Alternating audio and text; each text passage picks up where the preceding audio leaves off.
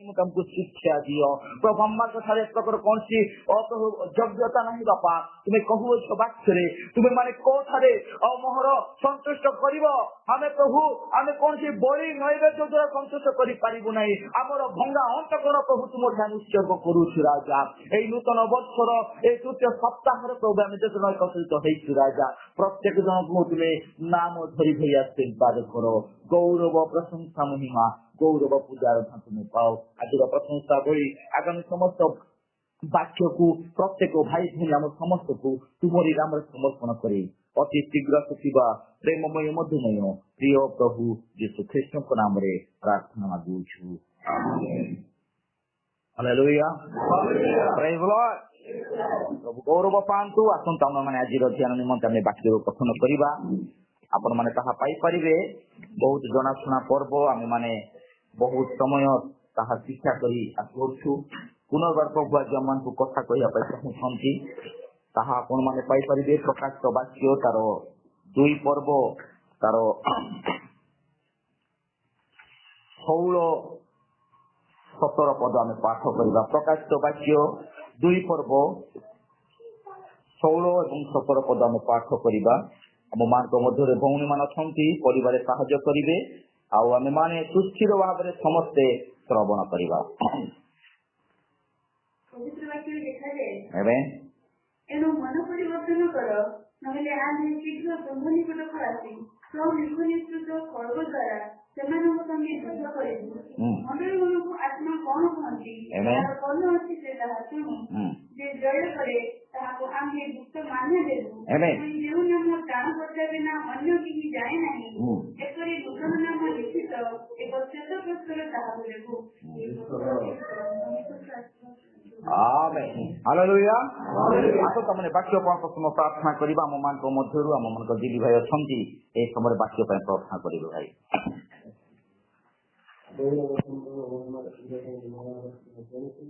Yep. Amen.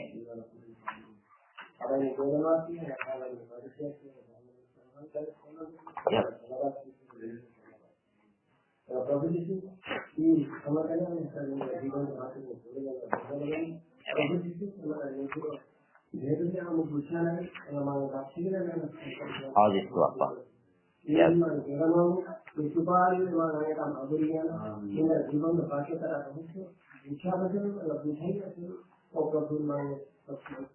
Yes.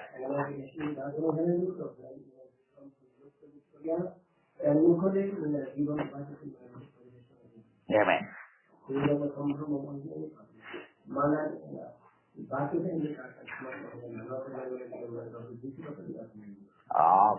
Hallelujah. Badas boleh lekuk nafsu.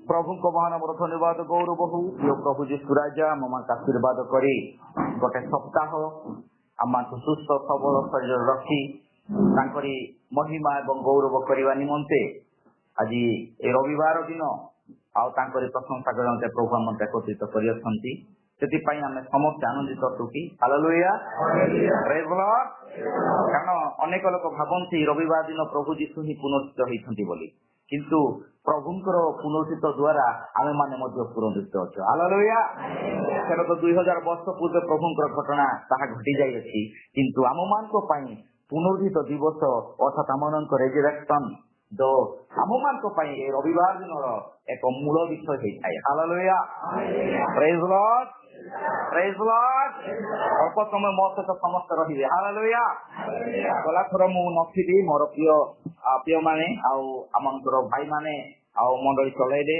बहुत आनंदित लगे मते बहुत खुशी लागिला आउ प्रभु भाई मान आशीर्वाद करंतु विशेष करी हम माने नूतन वर्षर प्रथम मासरे में पहुंची जाई अछु आउ एटा होची आज 25 तारीख आउ 4 सप्ताह तमे पहुंची जाई अछु हालेलुया आउ परदिन मु भुवनेश्वर बरहमपुर जाइଥିଲି गुलाबंदरे प्रोग्राम थिला मु जेते बेले सेटा को गली गला बेले को मोर बस रे बैग मिस हे गला जने मो से तो जे बसी थिला जने भाई से मोर बैग ता नै की गला तो मु बहुत व्यस्त हेली मु जमती ठीक समय से चर्च रे पहुंची पारिबी आउ सेठर पास्टर भाई मते ही वाक्य कहवा पई कहिथिले आउ ठीक आम 11 रे पहुंची थांतु किंतु से मोर बैगटा तार बैग किए नहीं गला कहि से मोर बैग नहीं गला जेतेबेले से बैग नहीं गला मु ए प्रकार ही जति के इथरे मु बही जाक रखिछि एति की विषय से बैग रे रखिथिली आ गोटे स्कार्फ थिला आ गोटे मोर ड्रेस हले थिला से पिला बैग नेला परे से मते स्टेशन जाई मते फोन करूछि कि आज्ञा आपनकर बैग मो पाखे अछि मु नै कि जाईछि तो मु पचारली भाई तमे काई कि नेलो ना मोर जणे नै गला तो मु आपनकर नै गली हालेलुया से भाई होसंती हमरो राइकियारो जोड़ीना जुरो से भाई आउ हमरो कोई तो हिंदू पिला ही थिला किंतु किछि प्रॉब्लम नाही से जते बेले बैग ता देखिला बैग रे आउ बही जाक अछि एई जो मु मोबाइल नंबर ता रखी छे खाता रे सेई नंबर देखि कि मते से फोन कला आउ से देखि कि बही आउ दुईटा बही बाइबल देखि कि आउ एटा देखि कि आश्चर्य होला कारण ताहारो ठीक 10टा रे ट्रेन थिला किंतु से पहुंची पाल नै तार ट्रेन मिस हे गला सेते बेले मते से कहिला भाई मोर ट्रेन मिस हे गला आउ मु जाई पारुनी मु गां को फेरुची तमर गां कुआरे नाई राइटिया रे अच्छा ठीक अछि तमे को गाड़ी रे जाउछो मु सेकंड नारायण जाउछी ठीक अछि भाई आउ तमे जदी जाउछो ताहले उदयगिरी रे अमृत मेडिकल स्टोर रे मोर से बही जाको देई दिबो बोल मु कहिली किंतु से कहिला आउ मु जानि दि नै कहिबारु मु हम से को फोन कली आउ तिलु बाबू आउ हमरो से बोटिंग रे अमरीकी भाई माने से माने जाईती ताकू से थारे बैग मागिले हालेलुया ताकू गोटे तो कहिली देखो भाई तमे मोर बैग छुईबा द्वारा तमरो ट्रेन मिस हे गला हालेलुया कारण मोर गोटे दर्पण थिला मोर गोटे प्रकार गोटे एटा गोटे बहुत गोटे आश्चर्यजनक विषय गोटे मोर प्रिय माने आउ जो दिन मु जते बेले सेई जगह उलीली मु बस माने मोर बैग पाइले ना मोर मुंड पूरा बाया हे गला मु सेई समय हमर सुभाषु भाई बरमपुर रुहंती से भाई आसिकी मते जगी थंती कारण हम दी जन मिसिकी मीटिंग को जीवु हालेलुया आउ जते बेले हमें भाई से मिसिकी पळेलु मोर जोथे 50 टका खर्च होबा कथा मोर दुई जन कर सेठे 500 टका खर्च होला काहे कि ना हमें स्टेशन गलु 200 टका स्टेशन रु हमें माने आ गुला बंधु को जते बेले माने ऑटो बुक कलु से माने 400 टका 500 टका कहले मु कहली भाई हम पाखरे पैसा नाही 300 टका निले नियो मते छाडी दियो हालेलुया कारण हमको टाइम को मैनेज करबार अछि हमें माने गोटे उद्देश्य नै कि जाउ अछि सेते बेले मु जका सेही जगह रे फुल पिट रे खिया हेली से जो पास्टर गोटे साक्ष्य देले ना अंतिम समर भविष्य वक्ता दिने ताहारो सूट को जे केनी कि नेला बाबू तोने चोरी करी नै हालेलुया ताकू नै थिला से कोन कले से किछि कहिले नै से जाई कि प्रार्थना कले प्रभु तमे जरिया रे का जरिया रे रबा काया भाइया करी कि तमे पोस्ट रखिबा कोनोसी भीतर मो पाखु सेई विषय पहुंचाइबा दरकार अछि हालेलुया आश्चर्यजनक विषय मोर प्रिय माने मु एई बहुमूल्य बही जाक मु प्रभुकर वाक्य को मु आ पाई पाई न खाती मु ताकू रिक्वेस्ट कली भाई तमे जदी नै कि जाउछो ठीक अछि केवल जाउछो किंतु मते गुटे एथि कि तमे साहाय्य करो जेति कि सेठारे बही अछि सब बही जाक मते पोस्ट रे पठाई दियो से कहले मोर ट्रेन मिस होला मो आरे दिबी हालेलुया प्रेज गॉड प्रभु एक प्रकार योजना करंती मोर प्रिय माने देखु जो हमें माने जेतबे विश्वास रे गोटे कार्य करिया को जाउछे मोर एने कोन स्वार्थ नाही कोन मु टंका पैसा लालसारे मु सेटा को जाई नथिली मु किछि वाक्य प्रभुकर वाक्य सेही मंडल रे प्रकाश करिया पन जाईथिले हालेलुया प्रेज लॉर्ड मु जेतबे आउ से जगह को मु ठीक 11टा ओधे 12टा को मु पहुंची गली सेठो पाळको भाई मते जगी छंती से मते देखु देखु तारो मेसेज स्टॉप कला आउ मते से डाकिला हालेलुया मु सेटा कहू जाई बहुत आनंदित होते मोर प्रिय माने प्रभुकर योजना एक प्रकार ही होते आमे प्रभुको वाक्य को जेतेबेले विश्वास रे ग्रहण करि थाउ जेतेबेले ताहा आमे निज हृदय रे रखि थाउ आम मानक समस्त विषय संपूर्ण भावे सफल हेई थाए हालेलुया मु सेही दिन रे जो मेसेज प्रचार कली आज से मेसेज हम मंडली पाई मते उपस्थित होते एबे आमे गोटे विषय देखु छु जो प्रकाश वाक्य 2 पर्व तारो 17 पद आमे 16 पद और 17 पद पठन करिछु मोर आजिरो वाक्य रहिबो से आम मानकु गुप्त माना दियंती हालेलुया गुप्त माना हिडन माना जोटा कि लुचि की रही थाए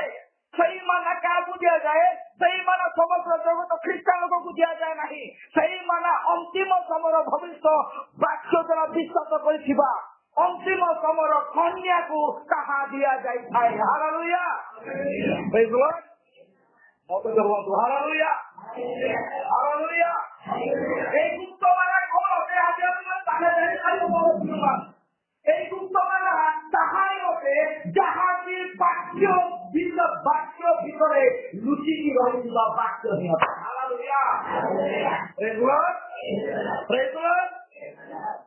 দেখুଛୁ এই গুপ্তমালা তাহাই হবে কিন্তু ଆଉ ଥରେ ସେଇ ମାନା ଇସ୍ରାଏଲ ଲୋକମାନଙ୍କ ଉପରେ ତାହା ବର୍ଷା ଯାଇଥିଲା। ହାଲେଲୁୟା।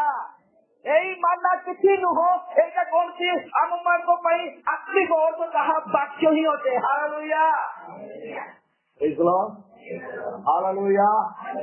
ତାହା ବାକ୍ୟ ହିଁ ଅଟେ ମୋର ପ୍ରିୟମାନେ। ଆପଣମାନେ ପଢିବେ ଯାତ୍ରା ପୁସ୍ତକ, ମୋ ସହିତ ଖୋଲନ୍ତୁ ଯାତ୍ରା ପୁସ୍ତକ 16 ପର୍ବ ଆପଣମାନେ ବାହାର କରନ୍ତୁ। ଯାତ୍ରା ପୁସ୍ତକ 16 ପର୍ବ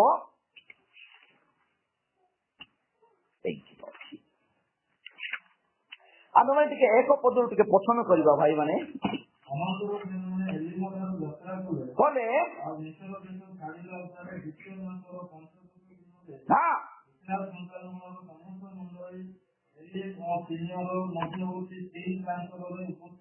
ଉପସ୍ଥିତ ହେଲେ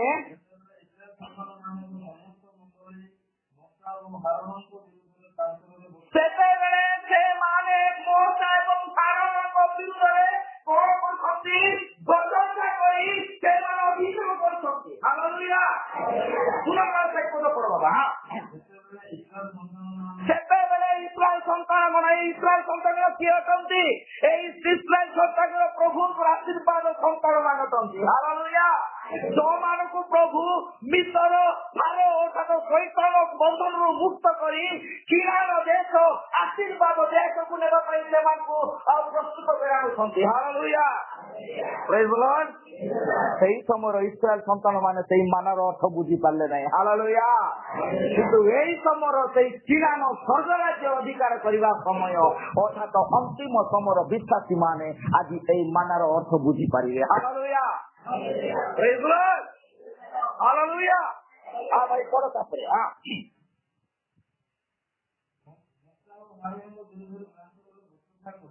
ମୋଶା ଏବଂ ଆରୋନ ବିରୁଦ୍ଧରେ ପ୍ରାନ୍ତରରେ ସେମାନେ ବଚସା କଲେ। କଣ କଲେ ଭାଇ? ପଢ। ହାୟ ହାୟ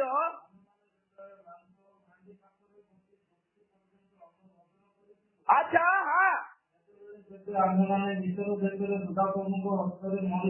ମରିଥାନ୍ତୁ। ଏହି ସମସ୍ତ ମଣ୍ଡଳୀ ଆମମାନଙ୍କୁ ବାହାର କରି ଏହି ପ୍ରାନ୍ତକୁ ଆଣିଲ। ଆଚ୍ଛା ଠିକ ଅଛି। ତାପରେ ପ୍ରଭୁ ସଦାପ୍ରଭୁ ମୋଶାଙ୍କୁ କହିଲେ, ଦେଖ ଆମେ ତୁମମାନଙ୍କ ନିମନ୍ତେ ଆକାଶରୁ ଖାଦ୍ୟ ଦ୍ରବ୍ୟ ବୃଷ୍ଟି କରିବା। ହାଲେଲୁୟା ପ୍ରେଜ୍ ଦ ଲର୍ଡ ପ୍ରେଜ୍ ଦ ଲର୍ଡ। ସେମାନେ କାହାକୁ ବଚସା କରୁଛନ୍ତି? ମୋଶା ଏବଂ ଆରୋନକୁ। ହାଲେଲୁୟା ପ୍ରେଜ୍ ଦ ଲର୍ଡ। କିନ୍ତୁ ପ୍ରଭୁ ସଦାପ୍ରଭୁ ସେମାନଙ୍କର ରୋଗ ଶୁଣୁଛନ୍ତି। ପ୍ରଭୁ ସଦାପ୍ରଭୁ ନିଜ ଦାସମାନଙ୍କୁ ସେମାନେ ବିରୋଧ କରୁଥିବାର କଥା ଶୁଣୁଛନ୍ତି। ହାଲେଲୁୟା ପ୍ରେଜ୍ ଦ ଲର୍ଡ। ଧ୍ୟାନ ଦେବା ମୋର ପ୍ରିୟ ମାନେ, ଅନ୍ତିମ ସମୟର ବିଶ୍ୱାସୀ ମାନେ ଏ ପ୍ରକାର କରନ୍ତି ନାହିଁ। ସେମାନେ ଆଗରୁ ହିଁ ଏଇ ବିଷୟ ଜାଣିପାରନ୍ତି। ହାଲେଲୁୟା। ଆଉ ସେମାନେ କଣ କଲେ ଭାଇ? ଯେତେବେଳେ ସେମାନେ କହୁଛନ୍ତି ଆମେ ମିଶ୍ର ଥିଲା ବେଳେ ପଇସା ପରେ ମତେ ଆମକୁ ଫାରୋ କଷ୍ଟ ଦେଉଥିଲା, ଆଉ ଆମମାନଙ୍କୁ ସେ ବେଶୀ କଷ୍ଟ ଦେଉଥିଲେ ମଧ୍ୟ ଆମେ ହାଣ୍ଡି ପାଖରେ ବସି ମାଂସ ଖାଉଥିଲୁ। ପ୍ରେଜ୍ ଦ ଲର୍ଡ ହାଲେଲୁୟା। ପୁରାଣା ଖାଦ୍ୟ ଆମେ ମାନେ ସମ୍ପୂର୍ଣ୍ଣ ଦୂର କରିବାକୁ ପଡିବ। ହାଲେଲୁୟା। ବାଇବଲ ଲେଖାଯାଇଛି, ଏସବୁ ଲେଖାଯାଇଛି ଯେତେବେଳେ ସେମାନେ ମାନା ଭୋଜନ କରୁଥିଲେ ସେମାନଙ୍କ ଶରୀରରେ କୌଣସି ବିଷୟ ଅଭାବ ହଉନଥିଲା। ସେମାନଙ୍କ ପାଖରେ ବଳ ରହୁଥିଲା। ସେମାନଙ୍କର ବସ୍ତ୍ର ଚିହ୍ନ ହଉନଥିଲା। ସେମାନଙ୍କର ପାଦର ପାଦୁକା କେବେ ବି ଆଉ ଛିଣ୍ଡି ଯାଉନଥିଲା। ହାଲେଲୁୟା। ଏହା କୌଣସି ଗୋଟେ ଆଉ ଶାରୀରିକ ଖାଦ୍ୟ ଥିଲା, କିନ୍ତୁ ତାହା ତ ଆତ୍ମିକ ଖାଦ୍ୟ ଦ୍ୱାରା ସମ୍ପୂର୍ଣ୍ଣ ସଂଯୁକ୍ତ ଥିଲା। ହାଲେଲୁୟା। କାରଣ ତାହା ଉର୍ଦ୍ଧ୍ୱ ପରମେଶ୍ୱରଙ୍କ ଠାରୁ ତାହା ସେମାନଙ୍କ ଉପରେ ଦୃଷ୍ଟି କରାଯାଉଥିଲା। ପ୍ରେଜ୍ ଦ ଲର୍ଡ ହାଲେଲୁୟା। ତୁ କଣ ଏଇଟା ପେରେଡ୍ ମାରୁଛୁ? ତ ଦେଖୁଅଛୁ ଏଠି ଲେଖାଗଲା ସେମାନେ କଣ କଲେ ଭାଇ, ସେମାନେ ବଚଉଟା କଲେ କିନ୍ତୁ ସଦାପ୍ରଭୁ ପରମେଶ୍ୱର 4 ପଦ ପଢ ବାବା। କହିଲେ ଦେଖ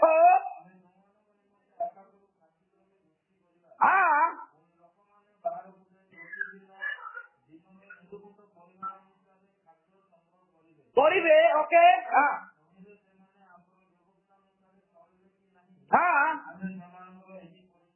ହାଲେଲୁୟା। ଏବେ ବି ବାକ୍ୟ ଅନୁସାରେ ବଞ୍ଚିବା ନିମନ୍ତେ ପ୍ରଭୁ ଆମମାନଙ୍କୁ ଅନେକ ବିଷୟରେ ପରୀକ୍ଷା ନିଅନ୍ତି। ହାଲେଲୁୟା। ସେଇ ବାକ୍ୟ ଅନୁସାରେ କୌଣସି ଆମମାନଙ୍କ ପାଇଁ ଅବାଧ୍ୟତାର କୌଣସି ଗୋଟେ ଅସମ୍ଭବ ବିଷୟ ନୁହଁ, ଯାହାକି ସମ୍ପୂର୍ଣ୍ଣ ଜଣେ ପ୍ରାଞ୍ଜଳ ଭାବରେ ଏକ ସତ୍ୟ ବିଶ୍ୱାସୀ ଭାବରେ ଗଠନ କରିବା ନିମନ୍ତେ ହେଲେ ସେ ବାକ୍ୟରେ ସେ ବଞ୍ଚିବାକୁ ପଡିବ। ହାଲେଲୁୟା।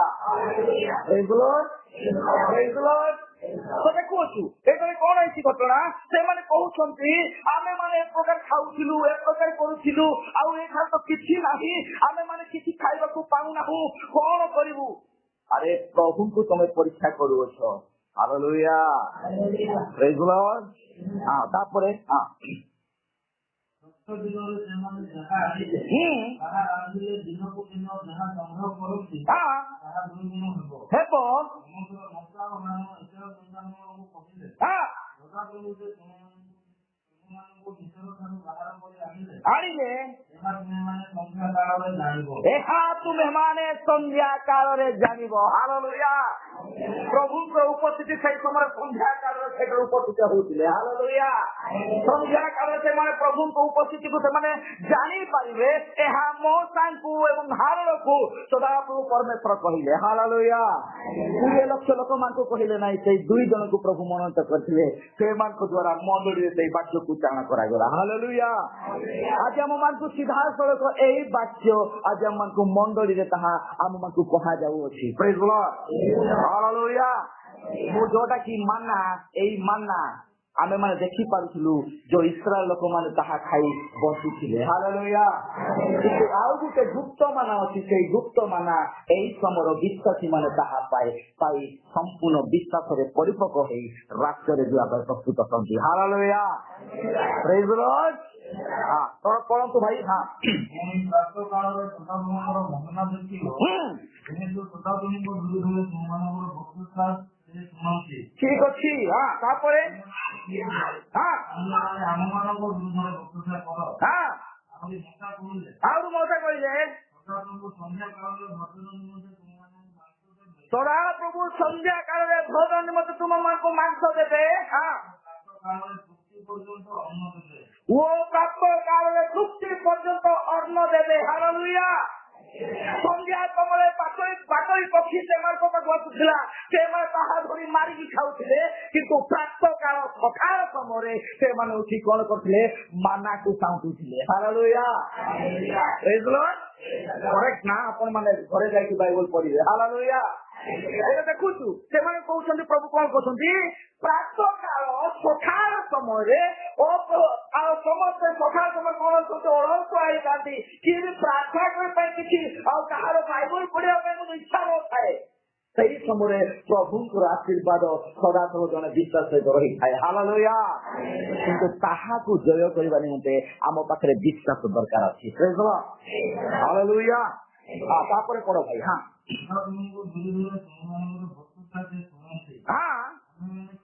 ଆମେ ମାନେ କିଏ? ଆମମାନଙ୍କ ବିରୁଦ୍ଧରେ ନୁହେଁ।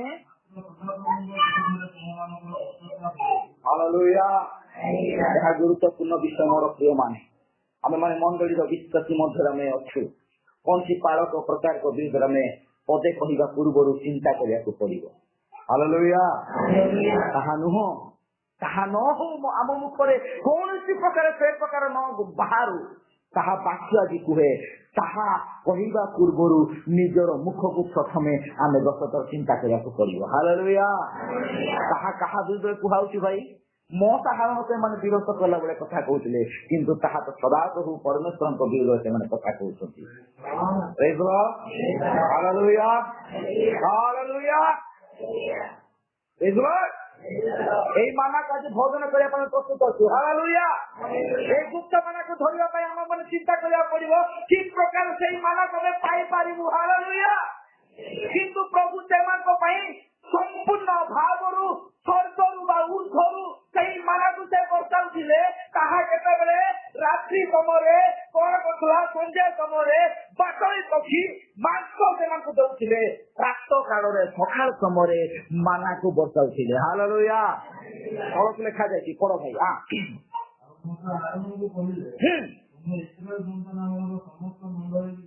କୁହ ଆସ, ତୁମମାନଙ୍କର ବସତା ଶୁଣିଅଛନ୍ତି। କେତେ ପ୍ରାର୍ଥନା କଲେ ହଉନି, କେତେ ପ୍ରାର୍ଥନା କଲେ ହଉନି, କାହାକୁ କହିବି, ସମସ୍ତଙ୍କୁ କହିବି। ଏଇ କଥାକୁ ଆମେ କହୁଛୁ, ଏହା ପ୍ରଭୁ ଶୁଣିଅଛନ୍ତି। ହାଲେଲୁୟା। ହୁଏତ ତମର ବିଶ୍ୱାସ ଦୁର୍ବଳ ପାଇଁ ତାହା ତମ ପାଇଁ ଗ୍ରାଣ୍ଟେଡ ହେଇନି, କିନ୍ତୁ ପ୍ରଭୁଙ୍କର ଆମେ ଯାହା ବି ପ୍ରାର୍ଥନା କରୁ ପ୍ରଭୁ ଠିକ ସମୟରେ ତାହା ଆମକୁ ଦେଇଥାନ୍ତି। ହାଲେଲୁୟା। ଦେଖନ୍ତୁ, ଯଦି ମୁଁ ବେଡ୍ ପାଇଁ ଚିନ୍ତା କରିବି, ଯିବି ଚର୍ଚ୍ଚ ଗଲା ପରେ ସେଠି ବସିକି ଠିଆ ହେଇଥିବା ବାକ୍ୟ ପଚାର ସେଇଠି ମୋର ବାକ୍ୟ ସମ୍ପୂର୍ଣ୍ଣ ଭାବେ ଅନ୍ୟମନସ୍କ ହେଇଥାନ୍ତା, କିନ୍ତୁ ପ୍ରଭୁ ଠିକ ସମୟରେ ମତେ ଉତ୍ତର ଦେଲେ। ହାଲେଲୁୟା। ମତେ ଉତ୍ତର ଦେଲେ ଏବଂ ମୋର ବହି ଯାକ ଯୋଉ ବାକ୍ୟ ବାଇବଲର ଆଉ 7 ଚର୍ଚ୍ଚ ବହି ଆଉ କଣ ଏଇ ବାଇବଲ ଏଇ ନୋଟବୁକ୍ ମୋ ପାଖରେ ଫେରିଆସିଲା। ଠିକ ସେଇ ପ୍ରକାର ଭାବରେ ବିଶ୍ୱସ୍ତ ଭାବରେ ଯାହା ବି କରିବା ତାହା ନିଶ୍ଚୟ ଆମ ପାଇଁ ସଫଳ ହେବ। ହାଲେଲୁୟା। ପ୍ରେଜ୍ ଦ ଲର୍ଡ। ପ୍ରେଜ୍ ଦ ଲର୍ଡ। ତାପରେ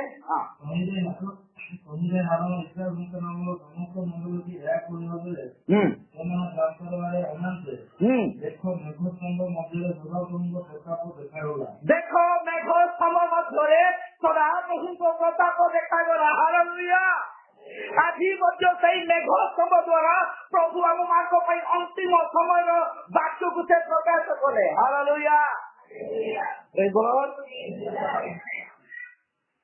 ତାପରେ ପୁଣି ସଦାପ୍ରଭୁ ମଶାଙ୍କୁ କହିଲେ,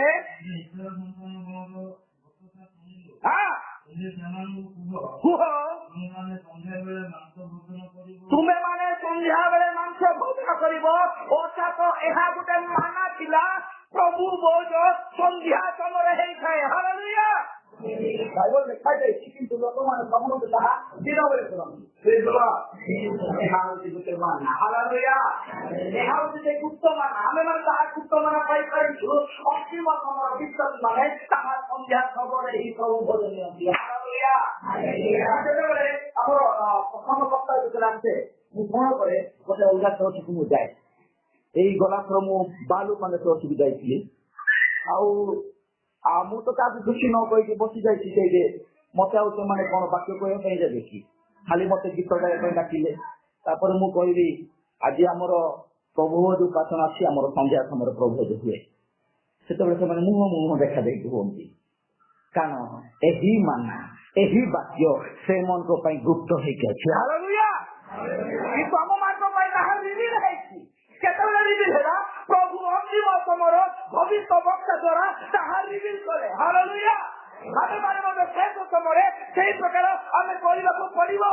ଆମେ ଆଗରେ ଶକ୍ତି କରିଥିଲୁ, ଦିନବେଳେ କରୁଥିଲୁ, କିନ୍ତୁ ପ୍ରଭୁଙ୍କ ବାକ୍ୟ ସେଇ ପ୍ରକାର ଆମକୁ ଏଇ ମାନାର ଆଉ ଗୁପ୍ତ ମାନା, ହିଡେନ୍ ମାନା କଣ ହେଲା, ଆମ ଆଗରେ ଖୋଲା ଖାଇଥିଲା। ହାଲେଲୁୟା। ପ୍ରେଜ୍ ଦ ଲର୍ଡ। ପ୍ରେଜ୍ ଦ ଲର୍ଡ। ଓକେ ଭାଇ, ତାପରେ ପଢ ଭାଇ। ପ୍ରଭାତରେ ଅନ୍ନରେ ପରିତୃପ୍ତ ହବ। ଜାଣିକି ସନ୍ଧ୍ୟା ବେଳେ ତମେ ମାଂସ ଭୋଜନ କରିବ, ସନ୍ଧ୍ୟା ବେଳେ ତୁମେ ପ୍ରଭୁ ଭୋଜନ ଉପାସରେ ଉପସ୍ଥିତ ହେବ। ହାଲେଲୁୟା। କିନ୍ତୁ ସକାଳ ସମୟରେ ସେଇ ଅନ୍ନ ଭୋଜନ ଅର୍ଥାତ ବାକ୍ୟକୁ ଭରପୁର ଭାବରେ ନେବାକୁ ପଡିବ। ହାଲେଲୁୟା। ପ୍ରେଜ୍ ଦ ଲର୍ଡ। ପ୍ରେଜ୍ ଦ ଲର୍ଡ। ଓକେ ଭାଇ, ତାପରେ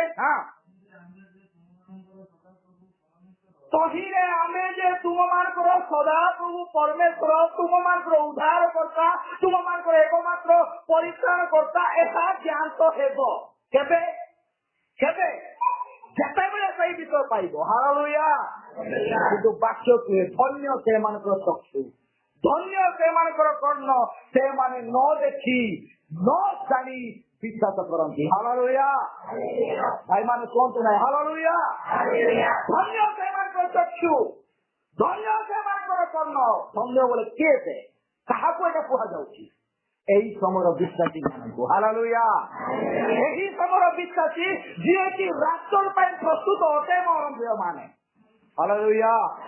ସମଗ୍ର ଜଗତ ଲୋକମାନଙ୍କ ପାଇଁ ନାହିଁ। ଏହି ସମୟର ବିଶ୍ୱାସୀ ପାଇଁ ପ୍ରଭୁ ତାହା କୁହନ୍ତି ଧନ୍ୟ ସେମାନଙ୍କର ଚକ୍ଷୁ। ହାଲେଲୁୟା। ଧନ୍ୟ ସେମାନଙ୍କର କର୍ଣ୍ଣ। ସେମାନେ ଜାଣିପାରିଲେ ପ୍ରଭୁ ଯୀଶୁ ଖ୍ରୀଷ୍ଟ ନାମର ବାପ୍ତିସ୍ମ ହିଁ ଉଦ୍ଧାରର ବାପ୍ତିସ୍ମ। ହାଲେଲୁୟା। ସେମାନେ ଜାଣିପାରିଲେ ନା ରାଷ୍ଟ୍ର ଭୋଜ ସନ୍ଧ୍ୟା ସମୟରେ ପ୍ରଭୁ ଭୋଜ ଦେଇଥିଲେ ବୋଲି ସେମାନେ ଜାଣିପାରିଲେ। ହାଲେଲୁୟା। ସେମାନଙ୍କର ବସ୍ତ୍ର ପୋଷାକ, ସେମାନଙ୍କର ପ୍ରାର୍ଥନା, ସେମାନଙ୍କର ସବୁ ବିଷୟର ପ୍ରତ୍ୟେକ ବିଷୟକୁ ପ୍ରଭୁ ଆମମାନଙ୍କୁ ଏହି ଶେଷ ସମୟରେ ତାହା ଜାଣିଛନ୍ତି, ଜଣାଇଛନ୍ତି। ହାଲେଲୁୟା। ପ୍ରେଜ୍ ଦ ଲର୍ଡ, ପ୍ରେଜ୍ ଦ ଲର୍ଡ। ତାପରେ ଭାଇ ପଢ। ସନ୍ଧ୍ୟା କାଳରେ ଘାଟି ପକ୍ଷୀମାନେ ଆସିଲେ ଛାଉଣି ସ୍ଥାନ ଆଚ୍ଛାଦନ କଲେ। ଛାଉଣି ସ୍ଥାନ ଆଚ୍ଛାଦନ କଲେ। କାଠ କାଳରେ ଛାଉଣି ସ୍ଥାନର ଚାରିଆଡେ କାଠର ପଡ଼ିଲା।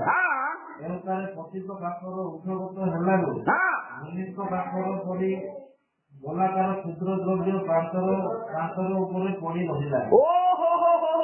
ଦିନ ବେଳେ ମାନେ ସନ୍ଧ୍ୟା ବେଳେ କଣ ଥିଲା? ପାଟଳି ପକ୍ଷୀ ଥିଲା। ହାଲେଲୁୟା। ସନ୍ଧ୍ୟା ପାଟଳି ପକ୍ଷୀ ପଟା ବାଳୁ ସାମୁ ଟେକିବାରେ ପକା ଲାଗି ସବୁ ଲାଗିଛି ସାମୁ। ହାଲେଲୁୟା। ପ୍ରେଜ୍ ଦ ଲର୍ଡ। ହାଲେଲୁୟା। ତାହାର କିଛି ନଥିଲା, ତାହାର ବାକ୍ୟ ଥିଲା। ହାଲେଲୁୟା। ପ୍ରେଜ୍ ଦ ଲର୍ଡ। ମୋର ଇଏ ସରିବ। ହାଲେଲୁୟା। ଏମିତି ଭାବିଲା ଏଇଟା ମୋର ସରିବ। ପ୍ରେଜ୍ ଦ ଲର୍ଡ। ଦେଖୁଛୁ ମୋର ପ୍ରେମ। ଆଉ କଣ ନା ସେମାନେ ସନ୍ଧ୍ୟା ସମୟ ପାଟଳି ପକ୍ଷୀ ଧରି ଧରି ତାକୁ ମାନେ ମାରି ମାରି ରଖିଲେ ଆଉ ତାକୁ ରାନ୍ଧିଲେ।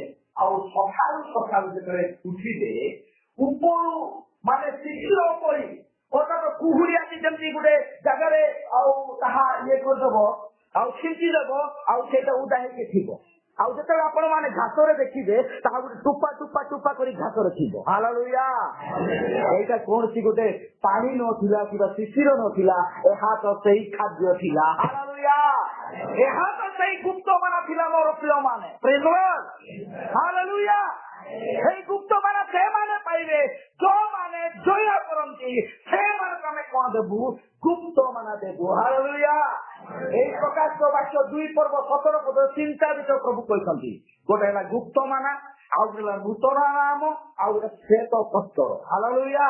ଚିନ୍ତା କାର୍ଯ୍ୟ କରିପାରିବି କି ନାହିଁ ଆପଣ ମାନେ ଧ୍ୟାନ କରନ୍ତୁ। ମୁଁ ଆଉ ସିଧାସଳଖ ସେଇ ଜାଗାକୁ ଯିବା ପାଇଁ ଚାହେଁ। ହାଲେଲୁୟା। ଏଇ ମାନା ଇସ୍ରାଏଲ ଲୋକମାନେ ଭୋଜନ କରିଥିଲେ। ଆଜି ଏଇ ମାନା ବାଇବଲରେ କଣ ହେଇଛି? ଗୁପ୍ତ ଅଛି। ଏଇ ମାନଙ୍କୁ ସଂଗ୍ରହ କରିବା ପାଇଁ ପ୍ରଭୁ ଆମ ଆଗରେ ତାହାର ପ୍ରକାଶନକୁ ପ୍ରକାଶ କଲେ। ହାଲେଲୁୟା। ସେ ପବିତ୍ର ଆତ୍ମା ଆମକୁ କଥା କହୁଛନ୍ତି ମୋର ପ୍ରିୟ ମାନେ, ଏଇ ମାନା କିଛି ନୁହଁ, ଏହା ତ ସମଗ୍ର ଜଗତ ଲୋକମାନଙ୍କ ପାଇଁ ଯାହା ଅନ୍ଧପଣ ହେଇକି ଅଛି ତାହା ଅନ୍ତିମ ସମୟର ବିଶ୍ୱାସୀ ମାନଙ୍କ ପାଇଁ ତାହା ଖୁଲାସା ହେଇଛି। ହାଲେଲୁୟା। ହାଲେଲୁୟା। ପ୍ରେଜ୍ ଦ ଲର୍ଡ। ଓକେ ଭାଇ, ତାପରେ ପଢ ଭାଇ, ସମାପ୍ତ କରିବା। ଆଉ ଇସ୍ରାଏଲ ସନ୍ତାନମାନେ ତାହା ଦେଖି ପରସ୍ପର କହିଲେ, ଏ କଣ ମାନହୁ? ଯେହେତୁ ତାହା କଣ ସେମାନେ ଜାଣିଲେ ନାହିଁ। ଓହୋ, ତାହାର ପଦବୀ କହିପାରିଲେ ନା ଏହା କଣ କାମ ହେଇଗଲେ ମାନ୍ନା ବୋଲେ ଆଶ୍ଚର୍ଯ୍ୟ। ହାଲେଲୁୟା। ଆଜିର ବିଶ୍ୱାସୀ ମାନଙ୍କ ପାଇଁ ଅନ୍ତିମ ସମୟର ବାକ୍ୟ ଆଶ୍ଚର୍ଯ୍ୟ ଅଟେ। ହାଲେଲୁୟା। ପ୍ରେଜ୍ ଦ ଲର୍ଡ। ହାଲେଲୁୟା। ହାଲେଲୁୟା କହିବା ପାଇଁ କାହାକୁ ଭଲ ଲାଗୁଛି? ବାଇବଲ ଲେଖାଯାଇଛି ଗୋଟେ ଶବ୍ଦ ସେ ଶୁଣୁଛନ୍ତି। ହାଲେଲୁୟା। ମହାଜଳ ଫଳର ଶବ୍ଦ ବୋଲେ ମୁଁ ଶବ୍ଦ ଶୁଣିଛି। ହାଲେଲୁୟା। ହାଲେଲୁୟା। ହାଲେଲୁୟା। ଏମିତି ଟ୍ୟୁସନ କଲି କୋଉ ଦିନ ବୁଢାବୁଢୀ ଯାଇଛି ଏ ପ୍ରକାର ଟୋକା ମାନେ ଅଛନ୍ତି, ଏତିକି ଗାଡି ଖାଇଛନ୍ତି, ଏତିକି କାପା କାପା ପିନ୍ଧି ଖାଇଛନ୍ତି। ମୁଁ କହିଲି ଭାଇ କଣ କୁଆଡାଇଛ? କଣ ମେଲୋଡି ଦେଖାଇଛ ନା କୌଣସି ପାର୍ଟି ପାଇଛ? ଭାଇ ଆମେ ପ୍ରଭୁଙ୍କ ଚରଣରେ ନିଜକୁ ସମର୍ପଣ କରିବା ପାଇଁ ଆସିଛୁ। ହାଲେଲୁୟା। ଏଇ ଢାଞ୍ଚା କରିବ ନାହିଁ। ଯେତେବେଳେ ଜଣେ ଉଦ୍ଧାର ପ୍ରାପ୍ତ ଲୋକ, ଜଣେ ପୁନର୍ଜନ୍ମ ପ୍ରାପ୍ତ ଲୋକ ପାଖରେ ଆହା ତାହା ରହିବ ନାହିଁ। ଯଦି ଏବେ ପର୍ଯ୍ୟନ୍ତ ସେଇ ଭୁଲ ଅଛି ଆପଣ ମାନେ ଉଦ୍ଧାର ପ୍ରାପ୍ତ ନୁହନ୍ତି ବାଇବଲରେ ପ୍ରମାଣ କରି ଦେଖେଇ ପାରିବେ। ହାଲେଲୁୟା। ଦି ଘଣ୍ଟା ଟ୍ୟୁସନ କଲେ ସେମାନଙ୍କୁ ଠିଆ କରିକି ଚୁପ୍ ପାଇଗଲେ ସମସ୍ତେ। ମୁଁ ମୋ ସ୍ୱାର୍ଥ ପାଇଁ ନୁହଁ, ଆମମାନଙ୍କ ସମସ୍ତଙ୍କ ପାଇଁ ଉଦ୍ଧାର ପାଇଁ ଏଟା। ହାଲେଲୁୟା। ହଁ କହୁଛନ୍ତି ବୋଲେ କହନ୍ତୁ, ଏହା କାହା ପାଇଁ? ମୋ ପାଇଁ ନୁହେଁ, ଯିଏ କହୁଛି ତା ପାଇଁ ଯାବ ସୁବିଧାର କାରଣ ହେଇଯିବ।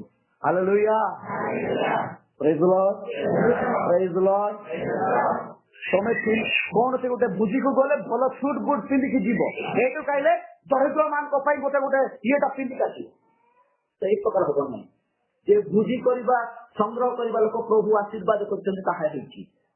ସେଇ ପ୍ରଭୁଙ୍କୁ ଗୌରବ କରିବା ଭଲ ଭାବରେ ବସ୍ତ୍ର ପୋଷାକ ପିନ୍ଧି ନମ୍ର ହୃଦୟରେ ପବିତ୍ରତା ସହିତ ଠିକ୍ ସମୟରୁ ପଶିଯିବା ମାନଙ୍କୁ ଉପଯୁକ୍ତ ବିଷୟ। ହାଲେଲୁୟା।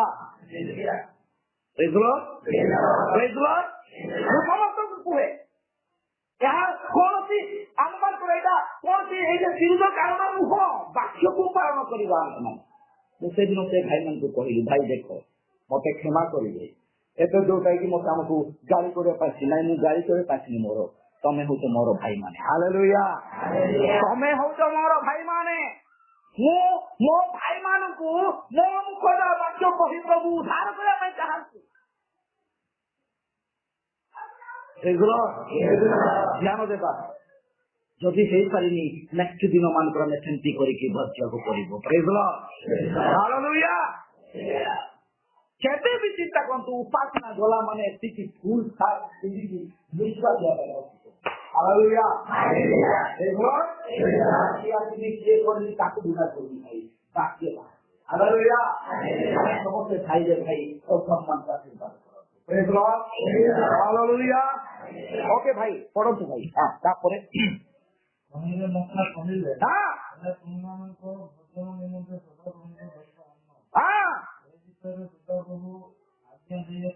ଓକେ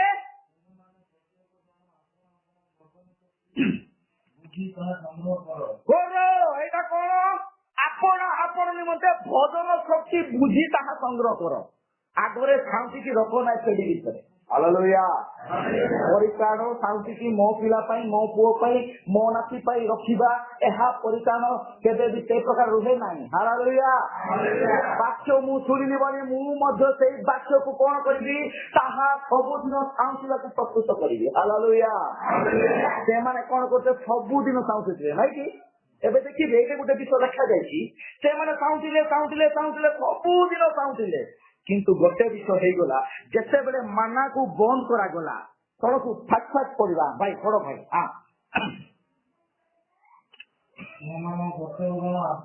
ସମ୍ମୁଖିତ ପ୍ରାଣୀ ମାନଙ୍କ ସଂଖ୍ୟା ମଧ୍ୟରେ ଏକ ଜଣ ପାଇଁ ଏକ ଅମର ପରିମାଣର ଯାହା ସଂଗ୍ରହ କର। ଏଇଟା ଏକ ଅମର, ଏହା ହଉଛି କଣ ଭାଇ ଜାଣିଛନ୍ତି? ଅମର ବୋଲେ ସେଟା 2 କିଲୋ ଅଧେ ଗୋଟେ ପାତ୍ର ଥିଲା, ସେଇଠି ସେମାନେ ଜଣଙ୍କ ପାଇଁ 2 କିଲୋ ଅଧେ ଲେଖା ସେମାନେ କରୁଥିଲେ। କିନ୍ତୁ ଯେତେବେଳେ ପ୍ରଭୁ ସେମାନଙ୍କୁ ଆଶୀର୍ବାଦ କରୁଛନ୍ତି ତାହା 2 ଡବଲ ହଉଛି। ଆମେ ସେଇଟା ପଦ ପଢିବା, 15 ପଦ ବାବା, 15 ପଦ। 15 ତାହା ଦେଖି ନାଇଁ 16 15 ସରି 5 ଦିନରେ ସେମାନେ ଯାହା ଆଣିଲେ ତାହା ରାନ୍ଧିଲେ, ଦିନକୁ ଦିନ ଯାହା ସଂଗ୍ରହ କରନ୍ତି ତାହା 2 ଗୁଣ ହେବ। ଦିନକୁ ଦିନ ଯାହା ସଂଗ୍ରହ କରନ୍ତି ତାହା 2 ଗୁଣ ହେଲା। ହାଲେଲୁୟା। ତାହା 2 ଗୁଣ ହେଲା, ତାହା କେବେ ଅଭାବ ହେବ ନାହିଁ। ହାଲେଲୁୟା। କାଲିପଦ ବିଧବାର ସେମାନେ ମୁଠାରେ ଥିଲା, ଆଜି ଖାଇବୁ କାଲି ମରିବୁ, ଡାଇରେକ୍ଟ କହିଲା ନା ନାଇଁ?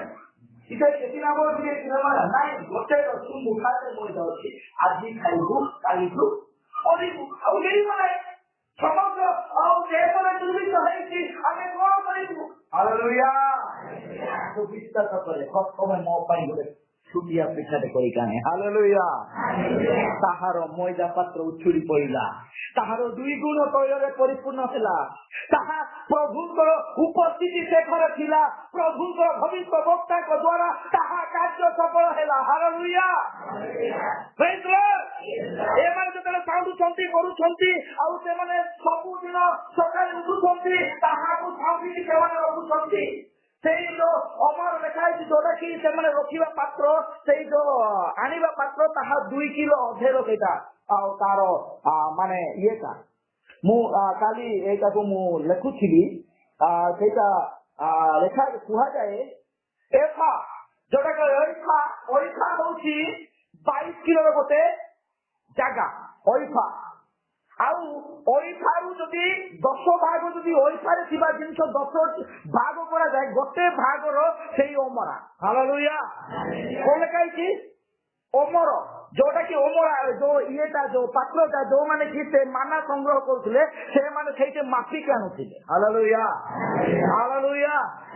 ଆପଣ ମାନେ ତାହାକୁ ସେମାନେ କଣ କରୁଛନ୍ତି ମାପିକି ଆଣୁଛନ୍ତି ଆଉ ତାକୁ ମାପିକି ସେମାନେ ଆଉ ସେଇ ମାନାକୁ ସେମାନେ ମାନେ ତାକୁ ସେମାନେ ଭୋଜନ କରୁଥିଲେ ରାନ୍ଧିକି। ହାଲେଲୁୟା ପ୍ରେଜ୍ ଦ ଲର୍ଡ। ସବୁ ଗୌରବ ପାଆନ୍ତୁ। ହାଲେଲୁୟା। ଆମେ ମାନେ ପ୍ରଭୁଙ୍କ ସନ୍ତାନ ସମ୍ପତ୍ତି ଅଟୁ। ହାଲେଲୁୟା। ଆଉ ପ୍ରଭୁଙ୍କ ଦୟା ସକାଶୁ ଏଇ ଅନ୍ତିମ ସମୟର ବାକ୍ୟ ଏଇ ବସୁଥିବା ମାନା ଆଜି ବାଇବଲରେ ଗୁପ୍ତ ଥିବା ଏଇ ଗୁପ୍ତ ମାନା ପ୍ରଭୁ ମାନଙ୍କୁ ପ୍ରକାଶ କରୁଛନ୍ତି। ହାଲେଲୁୟା ପ୍ରେଜ୍ ଦ ଲର୍ଡ। ହାଲେଲୁୟା। କଣ ହେଇଛି ଘଟଣା? ସେମାନେ ସବୁଦିନ ତାକୁ ସାଉଁଟୁଥିଲେ ଭୋଜନ କରୁଥିଲେ ତାପରେ ପରିତୃପ୍ତ ହଉଥିଲେ କିନ୍ତୁ ଦିନେ ତାଙ୍କ ପାଖେ ଗୋଟେ ପ୍ରକାର ମାଇଣ୍ଡ ହେଲା ସେମାନେ କଣ କରିବେ କେତେ ଆମେ ଏଇଟା ମାନା ଭୋଜନ କରିବୁ ଏଇଟା ଭୋଜନ କରି ଆମେ ହାଲିଆ ଲାଗିଲା। ଆଉ ଭାଇ ଆମେ ଟିକେ ପଢିବା 32 ପଦ। କହିଲେ ଦେଇଅଛନ୍ତି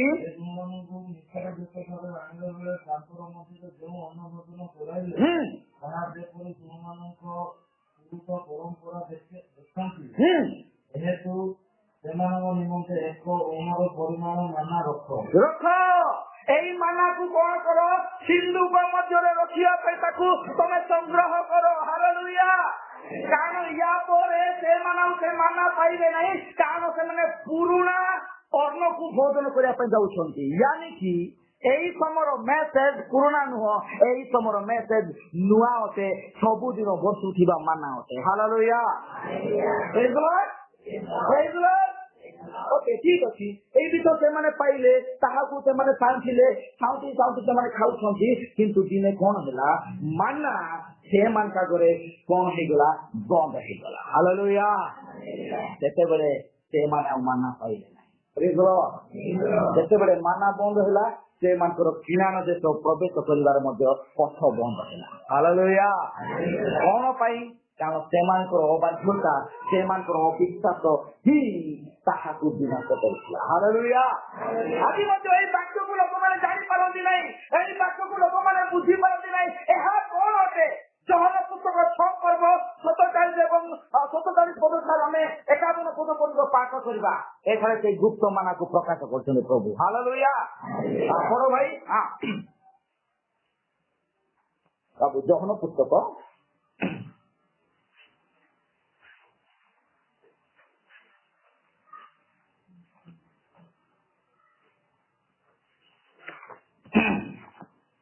ସତ୍ୟ ସତ୍ୟ ମୁଁ ପ୍ରମାଣ କରୁଛି ଓକେ ଯେ ବିଶ୍ୱାସ କରେ ସେ ଅନନ୍ତ ଜୀବନ ପ୍ରାପ୍ତ ହୋଇଅଛି। ତାପରେ ମୁଁ ଜୀବନଦାୟକ ଆହାର। ହାଲେଲୁୟା।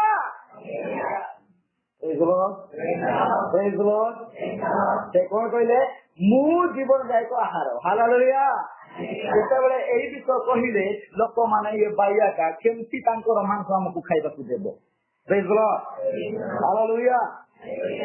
ପୁସ୍ତକ 5:12 ଯେତେବେଳେ ସେମାନେ କଣ କଲେ ଏଇ ବାକ୍ୟକୁ ମନକୁ ନେଇକି ସେମାନେ ତୁଚ୍ଛ କଲେ ସେଇ ସବୁଦିନ ପଢୁଥିବା ମାନାକୁ ସେମାନେ ସଂଗ୍ରହ କରିବା ପାଇଁ ଶିଶୁକୁ କଣ କରୁଛନ୍ତି ଅଟକାଉଛନ୍ତି। ସେତେବେଳେ ମାନା ନିବୃତ୍ତ ହଉଛି। ହାଲେଲୁୟା।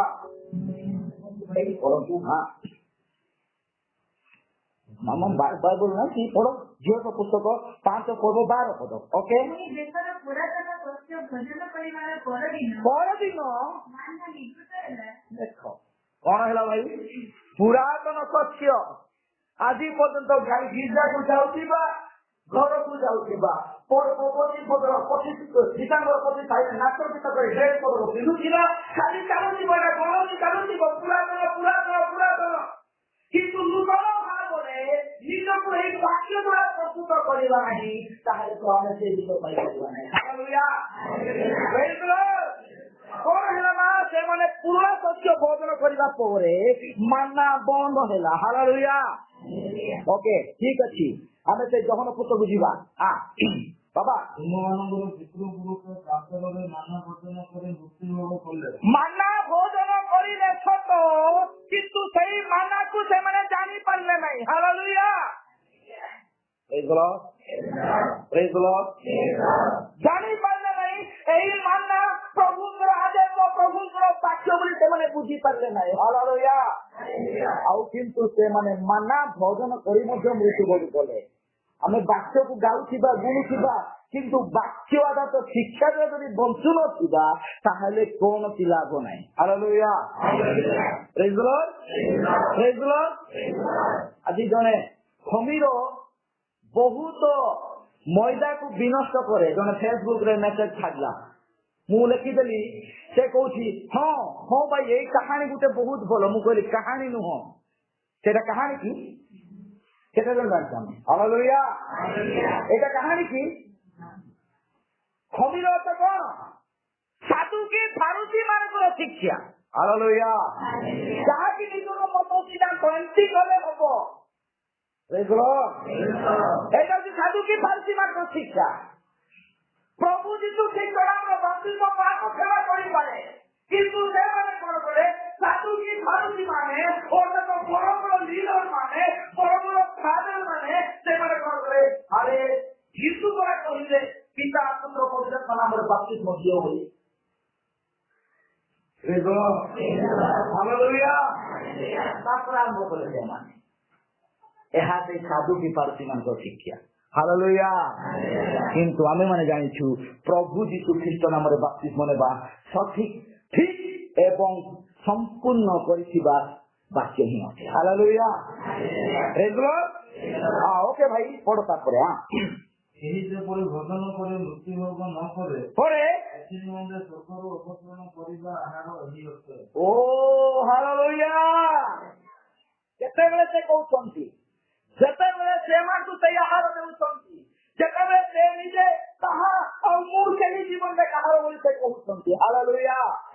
ଅର୍ଥାତ ସେଇ ମାନା କିଛି ନଥିଲା, ତାହା ତ ସ୍ୱୟଂ ପ୍ରଭୁ ଯୀଶୁଙ୍କର ବାକ୍ୟ ଅର୍ଥାତ ସ୍ୱୟଂ ପ୍ରଭୁ ହିଁ ଥିଲେ। ହାଲେଲୁୟା। ପ୍ରେଜ୍ ଦ ଲର୍ଡ। ପ୍ରେଜ୍ ଦ ଲର୍ଡ। ଆମେ କେତେ ଜଣ ଗିର୍ଜାରେ ବସୁଛୁ, ଆମେ ମାନେ ପ୍ରଭୁଙ୍କୁ ଖାଉଛୁ। ହାଲେଲୁୟା। ନାଇଁ କି? ପ୍ରେଜ୍ ଦ ଲର୍ଡ। ବାକ୍ୟ ସେ ଅଛନ୍ତି ନା, ତାକୁ ଆମେ ଖାଉଛୁ ବୋଲି ଶୁଣୁଛୁ ବୋଲି ଖାଉଛୁ ନା। ହାଲେଲୁୟା। କିନ୍ତୁ ସେମାନେ ଯେତେବେଳେ ବାକ୍ୟକୁ ଖାଇଲେ ସେମାନେ ଜୀବନ ପାଇଲେ। ହାଲେଲୁୟା। ତାର 33 ପଦ 35 ପଦ ଟିକେ ପଡ। ଜହନ 6:35 ପଦ। ସେଥିରେ ଯୀଶୁ ସେମାନେ କହିଲେ ମୁଁ ସେହି ଜୀବନଦାୟକ ଆହାର। ମୁଁ ସେହି ଜୀବନଦାୟକ ଆହାର। ହାଲେଲୁୟା। ଅର୍ଥାତ ଏହି ବାକ୍ୟ ପ୍ରଭୁ ହେଉଛନ୍ତି ସ୍ୱୟଂ ଜୀବନଦାୟକ ଆହାର। ହାଲେଲୁୟା। ବଡ ବଡ ଭଲ ଭଲ ଜିନିଷ ଆମେ ଖାଉଛୁ। ଲେଖ ତାର ମାଟି ପୁସ୍ତକ 4 ପର୍ବ 4 ପଦ ବାବା। ମାଟି ପୁସ୍ତକ 4 ପର୍ବ 4 ପଦ। ଓକେ।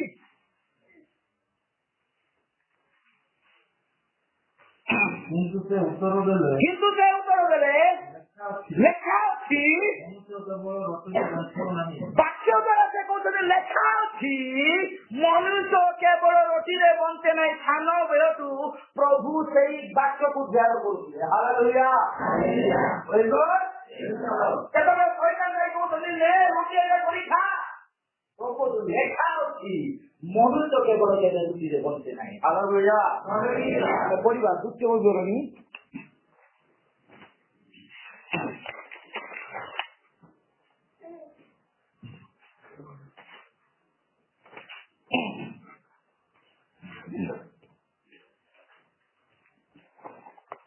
2 ଏଇଟା ତାହା ବର୍ଣ୍ଣନା କରାଯାଇଛି। ମନୁଷ୍ୟ କେବଳ ରୁଟିରେ ବଞ୍ଚେ ନାହିଁ, ତାହା ପ୍ରଭୁଙ୍କ ମୁଖନିଷ୍ଠ ବାକ୍ୟ ଦ୍ୱାରା ହିଁ ସେ ବଞ୍ଚିଥାଏ। ହାଲେଲୁୟା। ତଳକୁ କଣ ଲେଖା ହେଇଛି ବାବା? ତାଜା ପଢ। ତା ତଳକୁ ପଢୁ। ମାତ୍ର ଈଶ୍ୱରଙ୍କ ମୁଖରୁ ନିଜର ପ୍ରତ୍ୟେକ ବାକ୍ୟରେ ବଞ୍ଚିବ। ଓ ମାତ୍ର ପରମେଶ୍ୱରଙ୍କ ମୁଖ ନିଶ୍ଚିତ ବାକ୍ୟ ଦ୍ୱାରା ସେ ବଞ୍ଚିବ। ହାଲେଲୁୟା। ସେ ସେଇ ବାକ୍ୟ ହିଁ ତାକୁ ଉଦ୍ଧାର କରିପାରିବ, ସେଇ ବାକ୍ୟ ହିଁ ତାକୁ ରକ୍ଷା କରିପାରିବ। ହାଲେଲୁୟା। ଆଉ ଆମେ ମାନେ କଣ କରିବା? ପ୍ରକୃତ ମାନା ପ୍ରଭୁଙ୍କର ବାକ୍ୟ ହିଁ ଅଟେ। ମୋର ପ୍ରିୟ ମାନେ, ଆଜି ଏଇ ବାକ୍ୟକୁ ଶୁଣିବା ନିମନ୍ତେ ଆମେ ପ୍ରସ୍ତୁତ ହେବାକୁ ପଡିବ। ଏଇ ବାକ୍ୟକୁ ଗ୍ରହଣ କରିବା ନିମନ୍ତେ ଆମେ ବିଶ୍ୱସ୍ତ ଭାବରେ ବଞ୍ଚିବା। ଖାଲି ଜାଗତିକ ଖାଦ୍ୟ ପାନ କରି ବିରକ୍ତ ହେବା ନାହିଁ। ହାଲେଲୁୟା। କେତେକ ଜଣ ଆଜି ବୋଝ ଅଛି, ମୁଁ ଗିର୍ଜାକୁ ଯିବି ନା ବୋଲି କହୁଛ, ତାହା ପୁରା ରଙ୍ଗ ଅଟେ। ବୋଝରେ କଣ କରିବ? ଖାଇବ। କିନ୍ତୁ ଗିର୍ଜାରେ କଣ ଖାଇବ? ଆତ୍ମିକ ଖାଦ୍ୟ ଭୋଜନ କରିବ। ହାଲେଲୁୟା। ଏଇଟା ସର ତାପରେ ଖାଇଯାଅ। ପ୍ରେଜ୍ ଦ ଲର୍ଡ। ହାଲେଲୁୟା। ଏଇଟା ସର ତାପରେ ଖାଇଯାଅ। ଯୋହନ ତାର ସେଇ 6:35 କୁହାଗଲା ଭାଇ, କଣ କୁହାଗଲା? ଏଇ ମାନା ଅର୍ଥାତ ସେଇ ରୋଟି ସ୍ୱୟଂ ପ୍ରଭୁ ଯୀଶୁ ଖ୍ରୀଷ୍ଟ ଅଛନ୍ତି। ହାଲେଲୁୟା। ହାଲେଲୁୟା। এই অর্থ এই গুপ্ত মানাକୁ ଲୋକମାନେ ବୁଝିପାରିଲେ ନାହିଁ। ଏଇଟା କଣ? ଏମାନେ କଣ କହୁଛନ୍ତି? ଇଏ କଣ ନିଜର କଣ ନିଜକୁ ସେ ଖାଇବାକୁ ଦେବ? ତଳକୁ ଲେଖା ଯାଇଛି ବାବୁ, କଣ ସେଇ 35-36 ପଦ। ହଁ କରୁନାହ, ଏହା ମୁଁ ତୁମକୁ କହୁଅଛି। ହଁ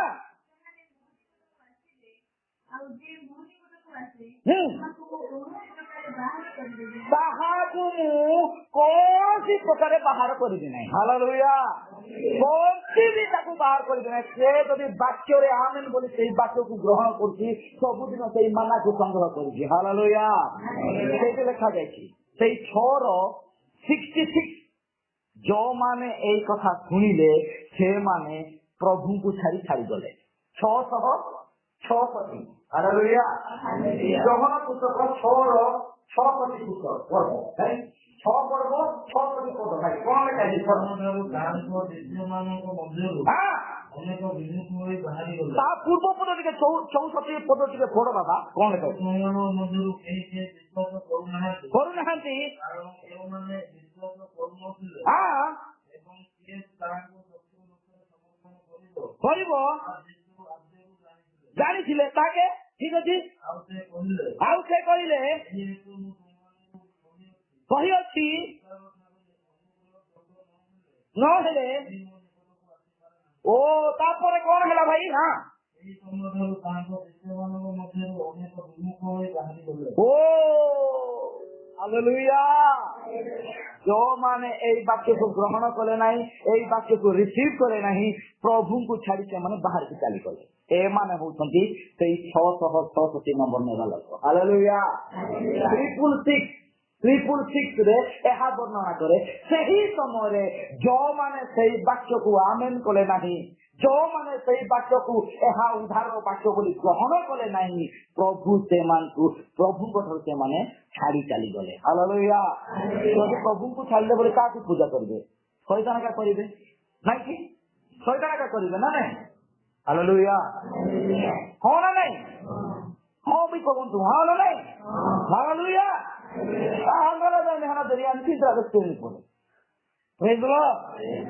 ହାଲେଲୁୟା। ସେମାନେ କହୁଛନ୍ତି ଯୀଶୁ। ସେଥିରେ ସେମାନେ କହିଲେ ମୁଁ ଜୀବନ ଯାଏ କାହାର, ମୁଁ ସେଇ ମାନା, ମୁଁ ସ୍ୱର୍ଗରୁ ସେଇ ଅବତୀର୍ଣ୍ଣ ମାନା ଅଟେ। ହାଲେଲୁୟା। ଆମକୁ ଜଣା ଅଛି ଯୋହନ ପୁସ୍ତକ 1 ପର୍ବ 1 ପଦରେ। ହାଲେଲୁୟା। ଯୋଉ ମାନା ଇସ୍ରାଏଲ ଲୋକଙ୍କୁ ପଢୁଥିଲେ ସେଇ ବାକ୍ୟ ସେଇ ପ୍ରଭୁ ଯୀଶୁ ଖ୍ରୀଷ୍ଟ ଅଛନ୍ତି। ହାଲେଲୁୟା। 1 ପର୍ବ 1 ପଦ ତାପରେ 14 ପଦ ପଢ। 1 ପର୍ବ 1 ପଦ 14 ପଦ। ଆଚାର୍ଯ୍ୟ ବାକ୍ୟ ଥିଲେ, ଏହା ବାକ୍ୟ ହିଁ ପଢୁଥିଲା। ଓକେ, ସେଇ ବାକ୍ୟ ସ୍ୱୟଂ ପରମେଶ୍ୱର ଥିଲେ। ହାଲେଲୁୟା। ଆଜି ଯୋଉ ବାକ୍ୟ ଉଚ୍ଚାରଣ କରାଯାଉଛି ଏଇ ବାକ୍ୟ ସ୍ୱୟଂ ପରମେଶ୍ୱର ଥିଲେ। ହାଲେଲୁୟା। ତାପରେ 14 ପଡମା। ଏଇ ମାନା ସେଇ ଦେହଧାରୀ ଏକା ଥିଲା। ହାଲେଲୁୟା। କଣ ଭୁଲ ପ୍ରଭୁ ଭୁଲ କହିଲେ କି? ମୁଁ ସେଇ ଜୀବନର କାହାର, ମୁଁ ସେଇ ଜୀବନ ରୁଟି, ମୁଁ ସେଇ ଜୀବନ ଜଳ। ପ୍ରଭୁ ଠିକ କହିଲେ ନା ଭୁଲ କହିଲେ? ଠିକ କହିଲେ ନା? ହାଲେଲୁୟା। ହାଲେଲୁୟା। ପ୍ରଭୁ କହିଲେ ନିଜର।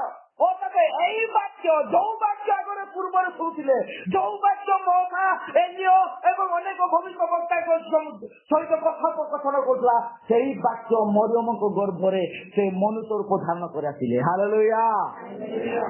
ପ୍ରେଜ୍ ଦ ଲର୍ଡ। 14 ପଦ ପଢ ବାବା।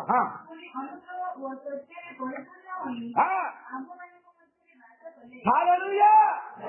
ଅନୁଗ୍ରହ ଓ ସତ୍ୟରେ ପରିପୂର୍ଣ୍ଣ ହେଇ ଆମ ମାନଙ୍କ ମଧ୍ୟରେ ସେ ବାସ କଲେ। ହାଲେଲୁୟା। ଓକେ, ଏବେ ପଢିବା ପ୍ରଥମ କ୍ରାନ୍ତ 10 ପର୍ବ 3 ପଦ।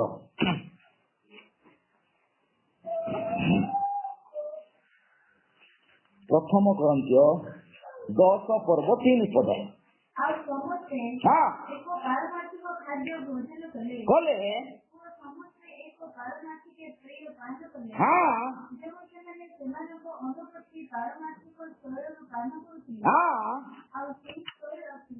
ହାଲେଲୁୟା। ପାରମାର୍ଥିକ ବୋଲେ ମାନେ ଡାଇରେକ୍ଟ ନାଇଁ ଅର୍ଥାତ ଯୋଉଟା କି ଆମେ ଦେଖୁଛୁ ଛୁଁଛୁ ଏଇଟା ପାରମାର୍ଥିକ। ହାଲେଲୁୟା।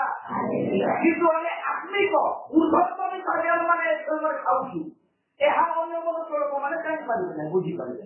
ହାଲେଲୁୟା। ତାହା ତ ଗୁପ୍ତ ମାନ। ହାଲେଲୁୟା। ଏହା ହିଁ ଗୁପ୍ତ ମାନ ଅଟେ। ଏହା ହିଁ ପ୍ରଭୁ ଆମମାନଙ୍କୁ ଏହି ସମୟର ବିଶ୍ୱାସୀ ମାନଙ୍କୁ ଦିଅନ୍ତୁ, ଅଲଗା ଲୋକମାନଙ୍କ ପାଇଁ ନୁହଁ। ହାଲେଲୁୟା। ଏବେ କହିଲ ପ୍ରଭୁ ପ୍ରେରିତ ପାଉଲ ମଣ୍ଡଳୀକୁ କହୁଛନ୍ତି ଯୋଉ ପାରମାର୍ଥିକ ଖାଦ୍ୟ ସେମାନେ ଭୋଜନ କଲେ, ଯୋଉ ପାରମାର୍ଥିକ ପେୟ ସେମାନେ ପାନ କଲେ ତାହା ସ୍ୱୟଂ ସେଇ ଖ୍ରୀଷ୍ଟ ହିଁ ଅଛନ୍ତି। ହାଲେଲୁୟା। ତାପରେ ମା ପଢ।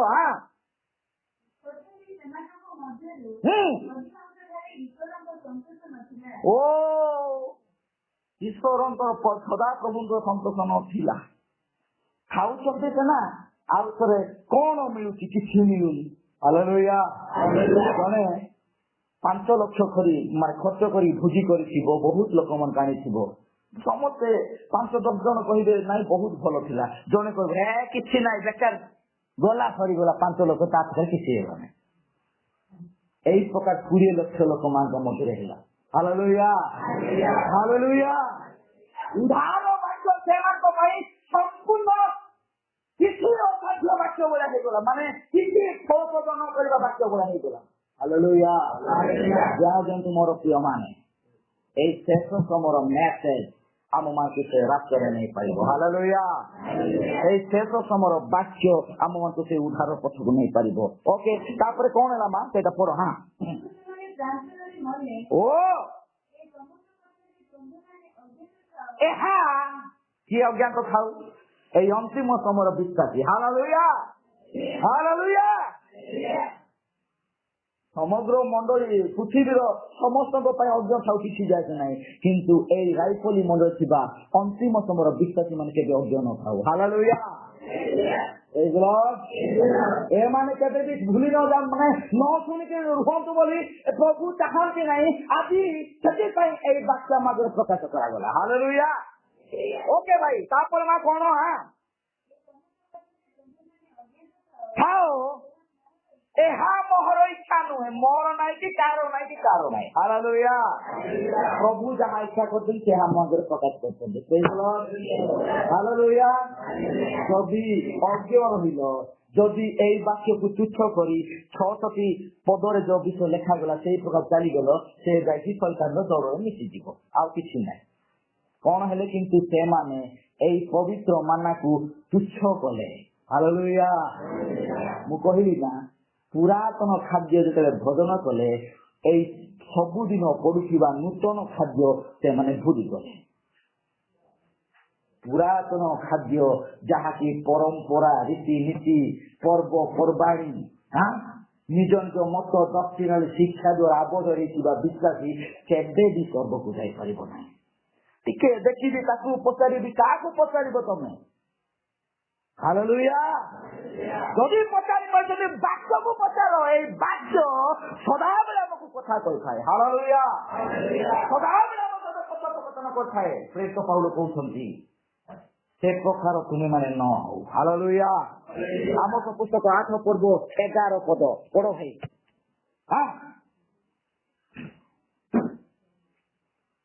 ଆମୋସ ପୁସ୍ତକ 8 ପର୍ବ 11 ପଦ।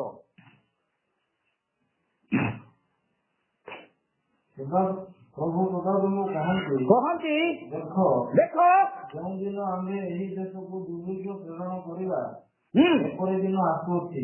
ଅନ୍ୟ ପିପାସାର ଦୁର୍ଭିକ୍ଷ ନୁହେଁ, ମାତ୍ର ସଦାପ୍ରଭୁଙ୍କର ବାକ୍ୟ ଶୁଣିବାର। ଓ ମାଇ ଗଡ୍, ମାତ୍ର ସଦାପ୍ରଭୁଙ୍କ ବାକ୍ୟ ଶୁଣିବାର ଦୁର୍ଭିକ୍ଷ ଅଟେ। ହାଲେଲୁୟା।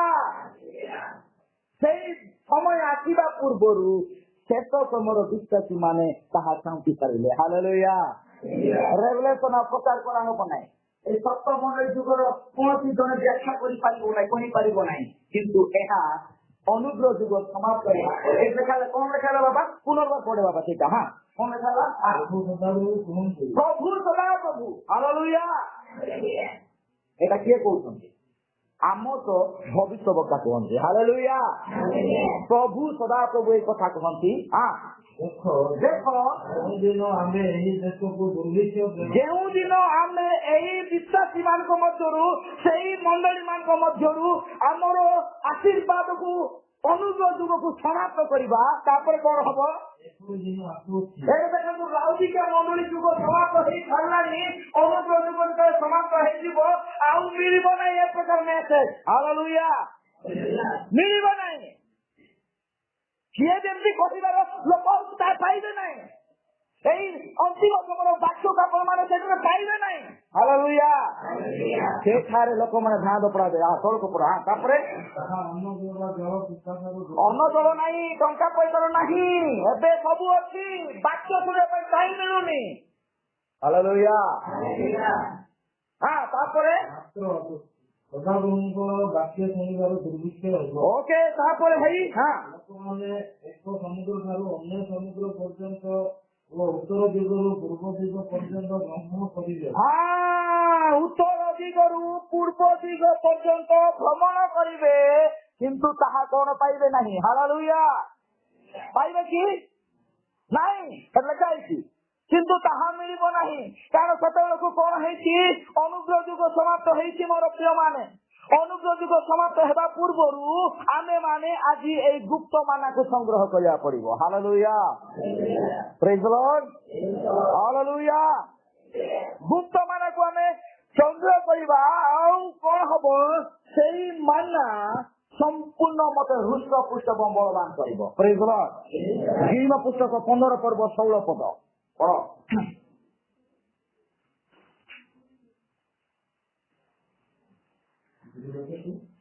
15 ପର୍ବ 16 ପଦ। ଆଜ୍ଞା। ମୁଁ ତାହା ଭୋଜନ କଲି। ପ୍ରେଜ୍ ଦ ଲର୍ଡ।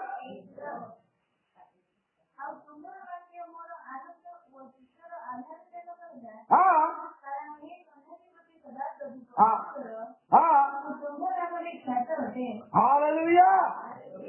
ତୁମର ବାକ୍ୟ ମୋ ଅନ୍ତରରେ କଣ ହେଲା? ପ୍ରାପ୍ତ ହେଲା। ମୁଁ ତାହା ପାଇଲି। ଆଉ ମୁଁ ପାଇଲା ପରେ ମୋର ସବୁ ପୁରାତନ ସ୍ୱଭାବ, ସବୁ ବିଷୟ ସମ୍ପୂର୍ଣ୍ଣ ଦୂରୀକୃତ ହେଲା। ହାଲେଲୁୟା। ଆଉ ମୁଁ ନୂତନ ହେଲି। ମୋର ନୂତନ ଜୀବନ ସେତେବେଳେ ଆଇଲା। ଏଇ ମାନା ଭୋଜନ କରି ମୁଁ କଣ କଲି? ସେଇ ପ୍ରକାଶ ବାକ୍ୟ 2 ପର୍ବ 17 ପଦ ପୁନର୍ବାର ପଢ। ପ୍ରକାଶ ବାକ୍ୟ 2 ପର୍ବ 17 ପଦ। ମୁଁ କାହା ସହିତ ମିଶେଇଲି? ମଣ୍ଡଳୀ ଗଣକୁ ଆତ୍ମା କଣ କହନ୍ତି? ଯାହାର କର୍ମ ଅଛି ସେ ତାହାକୁ କଣ ଶୁଣୁ। ଆଜି ମଣ୍ଡଳୀରେ ଯୋଉ ବାକ୍ୟ ଉଚ୍ଚାର କରାଯାଉଛି, ଏଇ ବାକ୍ୟ ସେଇ ମଣ୍ଡଳୀର ଶୁଣୁ। ହାଲେଲୁୟା। ପ୍ରେଜ୍ ଦ ଲର୍ଡ। ପ୍ରେଜ୍ ଦ ଲର୍ଡ। ତାପରେ ମା ଓକେ କଣ ଜୟ କରିବ? ଏଟା ଖଣ୍ଡା ଧରି ଯୁଦ୍ଧ କରିବା ପାଇଁ ପ୍ରଭୁ କହୁଛନ୍ତି? ନାଇଁ। ବାକ୍ୟରେ ବସିବା ସମୟରେ କାନରେ ଆସି ଗୁଣୁଗୁଣ ହଉଛି, ନାନା ପ୍ରକାର ଚିନ୍ତା ହଉଛି, ଏହାକୁ ଜୟ କରିଲେ। ହାଲେଲୁୟା। ପ୍ରେଜ୍ ଦ ଲର୍ଡ। ନା କଣ ଆଉ? ନା ଏଇଟା କଣ ଆଉ ଅଛନ୍ତି କି ଆମ ବିରୁଦ୍ଧରେ କଥା କହିବା ଲୋକ? ନାଇଁ। ଆମେ ମାନେ ଯେତେବେଳେ ବାକ୍ୟରେ ରହିଥାଉ, ବାକ୍ୟକୁ ଶ୍ରବଣ କରିବା ପାଇଁ ଆମେ ତତ୍ପର ହେଇଥାଉ, ସେତେବେଳେ ଅନେକ ଚିନ୍ତା ଆସେ, ଅନେକ ବିଷୟ ଏପଟେ ସେପଟେ ହେଇକି ଆମ ମାନଙ୍କୁ ବିରକ୍ତ କରିଥାଏ। याकू जय करने आमको संपूर्ण प्रस्तुत देवाक पड़ो। हालेलुया। तापर मां कौन जे जय करे आमे ताहाकू गुप्त माना देबे जय करने लोक को। हालेलुया। Praise the Lord. जय करने लोक को गुप्त माना देबे। Praise the Lord. आमे समस्त जय करियार लोक। हालेलुया। आमे जय प्राप्त लोक। Praise the Lord. हालेलुया। कौन जय करिस कौन जय करिस कुह जगत लोक जमती बसन सेमती बंचिबा एटा जय कि दुखर विषय।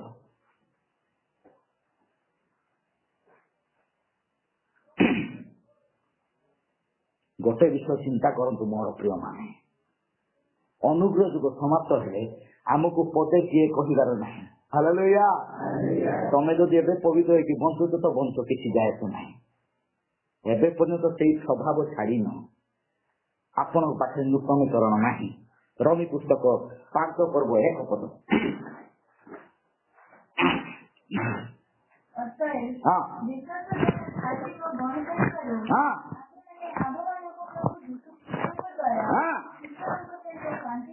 ओ तापरे ना हाँ अच्छू विश्वास मध्य प्रवेश करियछु। हालेलुया। प्रभु यीशु मद पिउथिले कि प्रभु यीशु मिछ कहउथिले कि प्रभु यीशु सब काम करुथिले कि। हालेलुया। प्रभु यीशु को मध्य सब जे से प्रकार करिबो नै। हालेलुया। करिबा कि देखो। हालेलुया। परिवर्तन हेबाकु पड़िबो।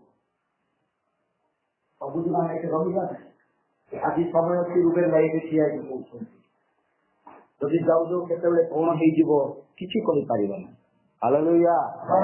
आउ जड़े किए आसो से ए प्रकार स्पिरिट रे पैसा चढ़ेले तो भल नहेले नहीं। ख्रीष्टान ठारे रहा पड़ो। द्वितीय करंथी तार 5 पर्व 17 पद।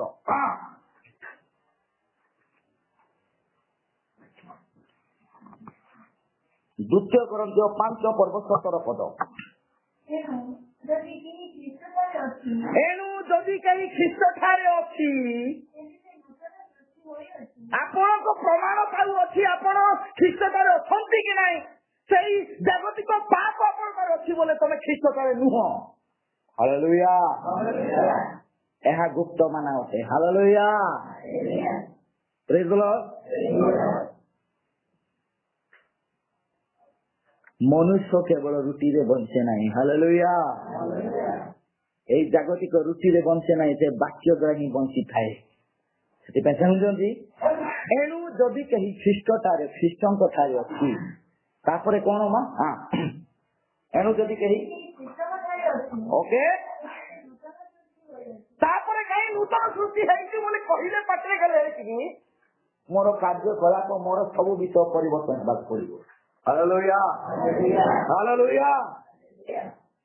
जने कौन कला बपतिस्मा नेला आउ पास्टर ताको कहिले आज तो तुमको प्रभु नूतन सृष्टि कले हेले से लोकटा कौन कला घर को गला सबुदिन तार पीबार गोटे ये थिला से घर गला चेहरे बसिला काढ़िला आज से मैं तुमको दारू नहीं कहता हूँ आज से मैं तुमको ड्रिंक ही बोलता हूँ।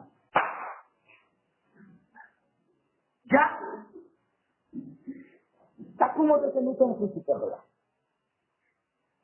ताहले से वाक्य की प्रकार भाव ताक करो। हालेलुया। एणु जदि कहीं नूतन सृष्टि है आम पाखे ख्रीष्ट अच्छा ए ख्रीष्ट को धरी मु बाहर ठिया होगी ए ख्रीष्ट को जुआ खेली ए ख्रीष्ट को धरी मु कौन निशा सेवन करी चिंता करने को पड़ो। हालेलुया। वाक्य जे तुहे परिवर्तन। हालेलुया। प्रभु का धरी अच्छु प्रभु को तुम गुरु अच्छु प्रभु आम सहित अछंती कार शिक्षक अच्छु। हालेलुया। नूतन सृष्टि ताहा करे ଯେତେବେଳେ ବାକ୍ୟକୁ ହୃଦୟରେ ନେଇ ଆମେ କାର୍ଯ୍ୟରେ ପରିଣତ ହେବା। ହାଲେଲୁୟା। ଆଉ କଣ କରିବ? ନୂତନ ସୃଷ୍ଟି ଆମକୁ କରିଥାଏ। ପୁନର୍ବାର ସେଇ ପଦ ପରମା ସମସ୍ତେ ଶୁଣନ୍ତୁ। ହାଲେଲୁୟା।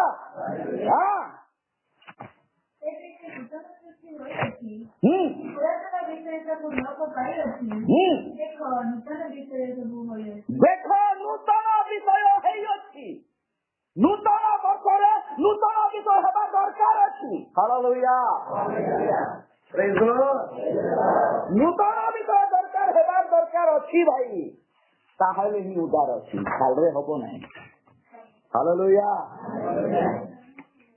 ଆମେ ଭାବୁଛୁ ଆମେ ସବୁ କରୁଛୁ ଜାଣିନାହାନ୍ତି ବୋଲି।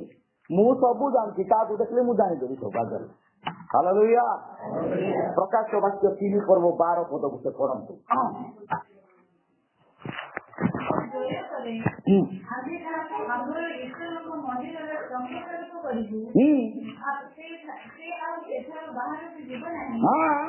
ଆମେ ଆମର ଈଶ୍ୱରଙ୍କ ନାମ ଓ ସ୍ୱର୍ଗରୁ ତାଙ୍କର ବାବଦରେ ଯେଉଁ ନୂତନ ଜେରୁସାଲେମ ଆମର ଈଶ୍ୱରଙ୍କ ସେହି ନଗରୀର ନାମ ପୁଣି ଆମ ନିଜର ନୂତନ ନାମ ତାହା ଉପରେ ଲେଖିବୁ। ଓ ମାଇ ଗଡ୍। ହାଲେଲୁୟା।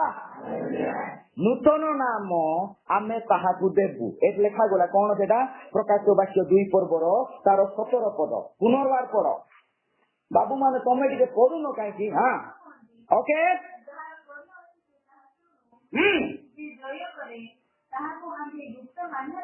এইটা সমস্ত মুখস্থ করতো বাইবেল। হালেলুয়া। এরো যদি কাহি ଆମ ପାଖର ଯେତେବେଳେ ଆମର ରାଜୁ ଭାଇ ପାଠ ପଢୁଥିଲେ ସେତେବେଳେ ଆମେ ସାନ ସାନ ଥିଲେ, ଏମତି ଥିଲି।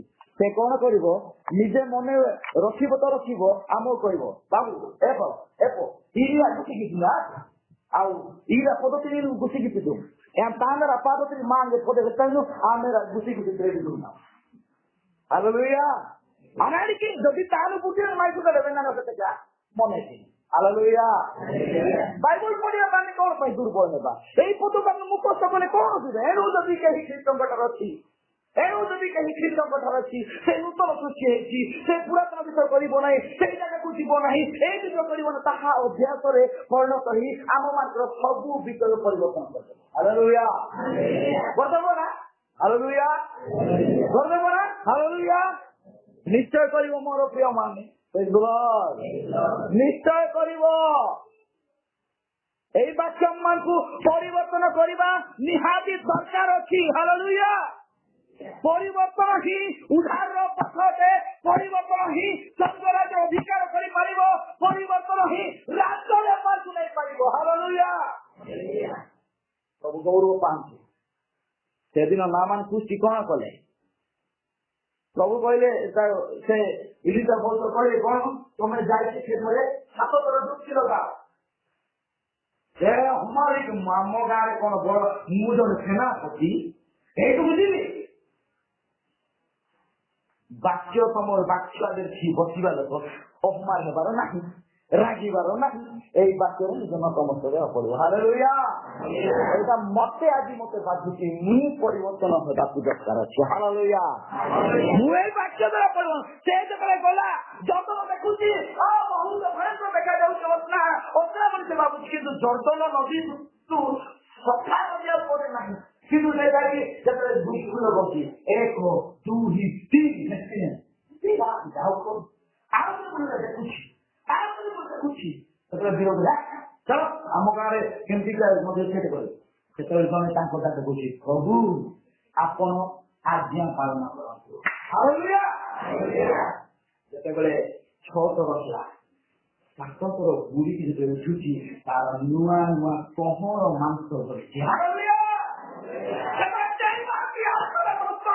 କିଛି ଦରକାର ନାହିଁ। ଯୁକ୍ତ ବାକ୍ୟ ତାହା କରିପାରିବ ମୋର ପ୍ରିୟମାନେ। ସେଥିପାଇଁ ସେ ଗୋଟେ ନୂତନ ନାମ ଆମକୁ ଦେବା ପାଇଁ ଚାହୁଁଛନ୍ତି। କଣ ବୋଲି? ଏହା ଗ୍ରହଣ କର୍ତ୍ତା ବିନା କେହି ଜାଣିପାରିବ ନାହିଁ। ପ୍ରେଜ୍ ଦ ଲର୍ଡ। ପ୍ରେଜ୍ ଦ ଲର୍ଡ। ଆଜି ଆମକୁ ସମୀକ୍ଷା କରିବାକୁ ପଡିବ। ମୁଁ ନୂତନ ସୃଷ୍ଟି ହେବା ପାଇଁ ଏଇ ବର୍ଷର ପ୍ରଥମ ମାସରେ ମୁଁ ନିଜକୁ ସମୀକ୍ଷା କରିବି। Hallelujah hallelujah. ମୋ ସାଥରେ ଯେତେବେଳେ ନହ ଜଳପ୍ଲାବନ ହେଲା, ଜଳପ୍ଲାବନ ହେଲା, ଜାହାଜରେ ପ୍ରବେଶ କଲେ, ସବୁ ଘଟଣା ଘଟିଲା, ଅନେକ ସମସ୍ତେ ମରିଲେ।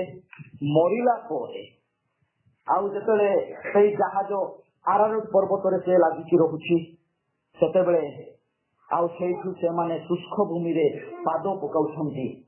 ମଉସା ଡାଇରେକ୍ଟ କଣ କରୁଛନ୍ତି? ଗୋଟେ ବେଦୀ ସ୍ଥାପନ କରୁଛନ୍ତି। ହାଲେଲୁୟା। କଣ କରୁଛନ୍ତି? ଗୋଟେ ବେଦୀ ସ୍ଥାପନ କରୁଛନ୍ତି।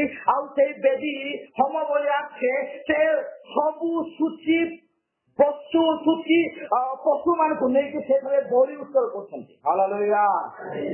ଏଇ ବେଦୀ ଆଜି କଣ ବେଦୀ ଭାଇ? ଏଇ ବେଦୀ, ଏଇ ହୃଦୟ ହିଁ ପ୍ରଭୁଙ୍କୁ ସ୍ମରଣ କରିବାର ବେଦୀ ଅଟେ। ହାଲେଲୁୟା। ପ୍ରେଜ୍ ଲର୍ଡ, ପ୍ରେଜ୍ ଲର୍ଡ। ଆଉ ସେ ପ୍ରଥମ ବର୍ଷରେ ହିଁ ତାହା ଷ୍ଟାର୍ଟ କଲେ, ଆଉ ପ୍ରଭୁ ତାହାକୁ ସେଇ ବର୍ଷ ତାହାଙ୍କର ଯତ୍ନ ପାଇଁ ଆଗକୁ କରି ନେଲେ। ପ୍ରେଜ୍ ଲର୍ଡ, ହାଲେଲୁୟା। ଆଚ୍ଛା, ନୂତନ ନାମ କଣ ମୁଁ ସର୍ଟକଟ ଭାବରେ କହିବି। ଆସନ୍ତୁ, ଆଦି ପୁସ୍ତକ 17 ପର୍ବ ତାର 5 ପଦ।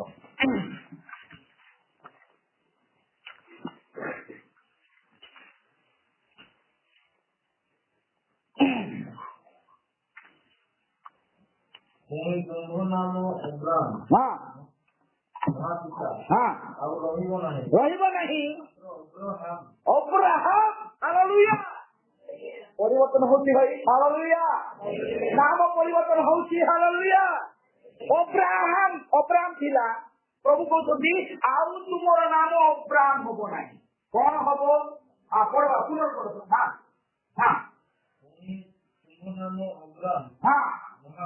ମହାପିତା ରହିବ ନାହିଁ। ମାତ୍ର ଅବ୍ରାହମ ବହୁ ଲୋକର ପିତା ହେବ। ହାଲେଲୁୟା। ଶ୍ରୀମତୀ ବେଥେବା ପ୍ରଧାନ ନୁହଁ, ଶ୍ରୀମତୀ ଯୀଶୁ ବେଥେବା ପ୍ରଧାନ। ହାଲେଲୁୟା। ପ୍ରେଜ୍ ଲର୍ଡ, ପ୍ରେଜ୍ ଲର୍ଡ, ହାଲେଲୁୟା। ନାମ ଲାଗିଗଲା ମୋର ପ୍ରିୟ ମାନେ। ଅବ୍ରାହମର ନାମ ବଦଳିଲା ପରେ ତାର ସବୁ ବିଷୟ ପରିବର୍ତ୍ତନ ହଉଛି। ହାଲେଲୁୟା। 17 ପର୍ବରେ ପ୍ରଭୁ ତାହାଙ୍କୁ ପରିବର୍ତ୍ତନ କରୁଛନ୍ତି। କଣ ହବ? ଆଉ ତୁମର ନାମ ଅବ୍ରାହମ ହବ ନାହିଁ, ତୁମର ନାମ କଣ ହବ? ଅବ୍ରାହମ। କଣ ହବ? ହାମ ଲାଗିଗଲା। ଅବ୍ରାହମ ଅର୍ଥାତ ପ୍ରଭୁଙ୍କର ଉପସ୍ଥିତି ତା ସହିତ ରହିବ। ସେ ବହୁ ଲୋକର ପିତା। ହାଲେଲୁୟା। ସମଗ୍ର ଜାତିର ପିତା ହେଇଗଲେ। ହାଲେଲୁୟା। ପ୍ରଭୁ ତାହାକୁ ନାମ ବଜାଇ ଦେଉଛନ୍ତି। ତାପରେ ତାର କାର୍ଯ୍ୟ ହଉଛି। ଓକେ, ସେଇ ଆଦି ପୁସ୍ତକ 32 ପର୍ବ 28 ପଦ। ଆଜ୍ଞା,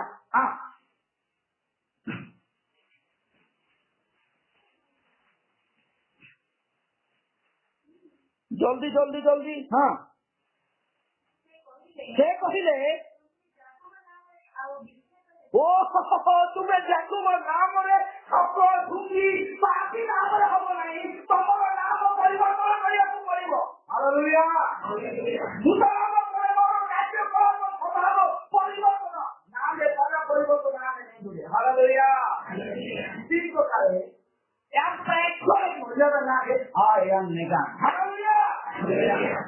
ନାମ ପରିବର୍ତ୍ତନ ହଉଛି। ପ୍ରେଜ୍ ଲର୍ଡ। ଏମିତି କାର୍ଯ୍ୟରେ ଯେତେବେଳେ ସେ ପ୍ରଭୁଙ୍କ ସ୍ଥାନକୁ ଆସନ୍ତି, ସେ ଜଣେ ଠକ ଥିଲେ। ନିଜ ଭାଇଙ୍କର ଜ୍ୟେଷ୍ଠ ଅଧିକାର ଡାଲି ପାଇଁ ବିକିବା ଲୋକ ସେ ନାହିଁକି? କୋଠେ ଡାଲି ପାଇଁ ଯେତେବେଳେ ତାର ଭାଇ ଶାସ୍ତ୍ରୀ ତାଙ୍କ ମାଙ୍କ ଗର୍ଭରେ ଜନ୍ମଉଛନ୍ତି, ତାକୁ ଲାତ ମାରିକି ସେ ବାହାରିବା ଲୋକ। Hallelujah, hallelujah. ଆଉ କଣ? ଯାକୁବର ନା ଯାକୁବ ରହିଲା ନାହିଁ। କଣ ଲେଖା ଲାଗିଲା? ପଢ ଭାଇ। ଇସ୍ରାଏଲ।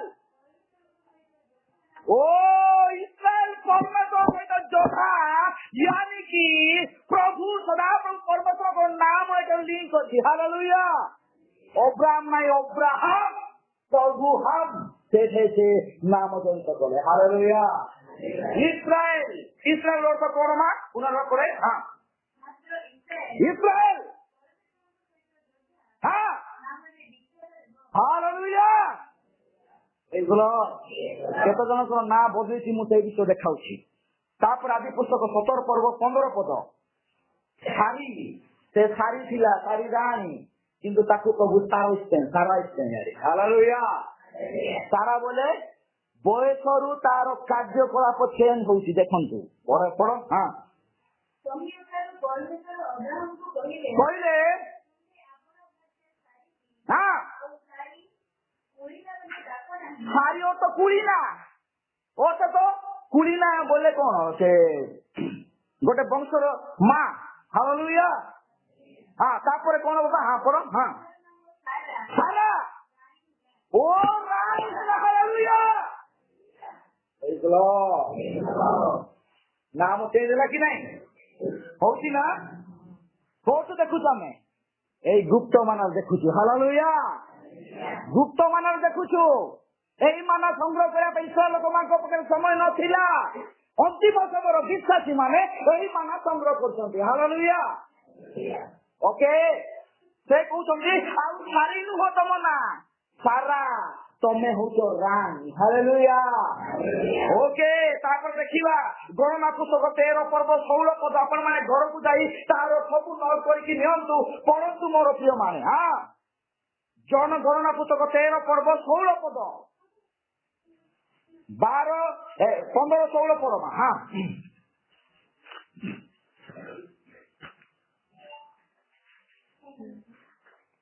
13 ପର୍ବ 15 16 ବାହାର କର। ଯେଉଁ ଲୋକମାନଙ୍କୁ ଦେଖି ଯେଉଁ ଲୋକମାନଙ୍କୁ ଦେଶ ଅନୁସନ୍ଧାନ କରିବାକୁ ପଠାଇଥିଲେ ସେମାନଙ୍କର ନାମ ଏହି।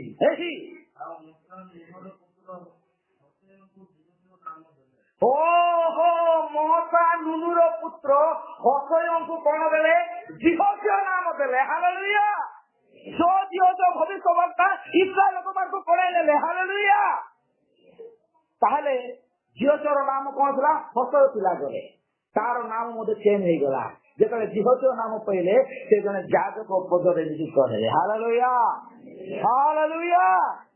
ପ୍ରଭୁ ତାହାକୁ ଗଲେ ଓ ଏତେ ବଡ ଗୋଟେ ବଳବାନ ପାୱାରଫୁଲ କଲେ, ତାଠାରୁ ସେ ବଂଶକୁ ଖୋଲି ନେଉଛନ୍ତି। ଠିକ ଅଛି, ଏବେ ଆସନ୍ତୁ ଆମେ ନୂତନ ନିୟମକୁ ଆସିବା। ନୂତନ ନିୟମକୁ, ନୂତନ ନିୟମରେ ଆମେ ଦେଖୁଛୁ ମାଥ୍ୟୁ ପୁସ୍ତକ 16 ପର୍ବ 18 ପଦ।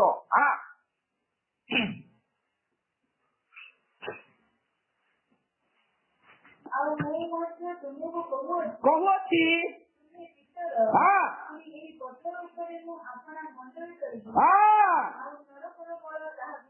ଏଇ ସିମନ ଥିଲେ ପିତରଙ୍କ ନାଁ ଆଗରୁ ସିମନ ଥିଲେ। ଏବେ ଯୋଉ ପ୍ରଭୁ ତାହା କହୁଛନ୍ତି ତୁମ ନାଁ ପିତର, ଅର୍ଥାତ ଏହାର ଅର୍ଥ ପଥର, ପଥର ଅର୍ଥ ପ୍ରକାଶନ। ହାଲେଲୁୟା।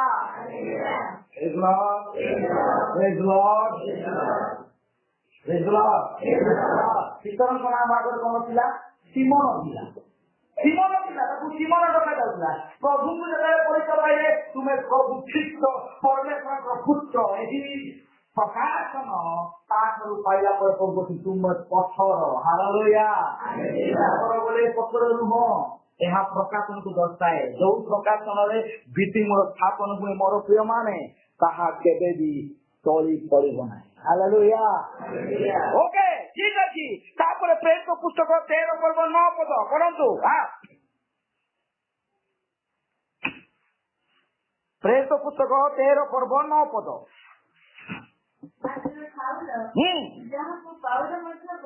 ଓ ଇଏ କଣ? ଇଏ ସାଉଲ ଥିଲେ। ଯେତେବେଳେ ଯୀଶୁଙ୍କ ନାମ ଶୁଣିଲେ ବିରକ୍ତ ହଉଥିଲେ, ଲୋକମାନଙ୍କୁ ମାରିବାକୁ ଚେଷ୍ଟା କରୁଥିଲେ, ପ୍ରଭୁ ତାକୁ ଦମସ୍କସ ରାସ୍ତାରେ ପ୍ରେରିତ ପୁସ୍ତକ 9 ପର୍ବ ତାକୁ ଧରିଲେ। ହାଲେଲୁୟା। ହାଲେଲୁୟା।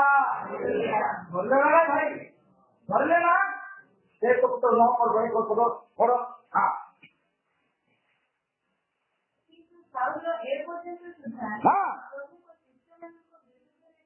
କଣ ପର୍ଯ୍ୟନ୍ତ? ନାମ ପରିବର୍ତ୍ତନ ନ ହେବା ପର୍ଯ୍ୟନ୍ତ। ହାଲେଲୁୟା। ବିଶ୍ୱାସୀ ମାନଙ୍କୁ ତାରଣ କରୁଥିଲା, ଏଇ ମ୍ୟାଚକୁ ଘୃଣା କରୁଥିଲା। ଯୀଶୁ ନାମରେ ଯେଉଁମାନେ ବିଶ୍ୱାସ କରୁଥିଲେ ସେମାନଙ୍କୁ କଷ୍ଟ ଦଉଥିଲା। ଓକେ ମା ପଢ। वही ओ हाँ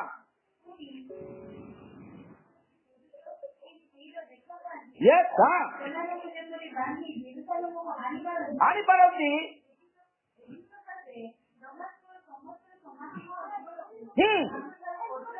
पत्र मागिले हाँ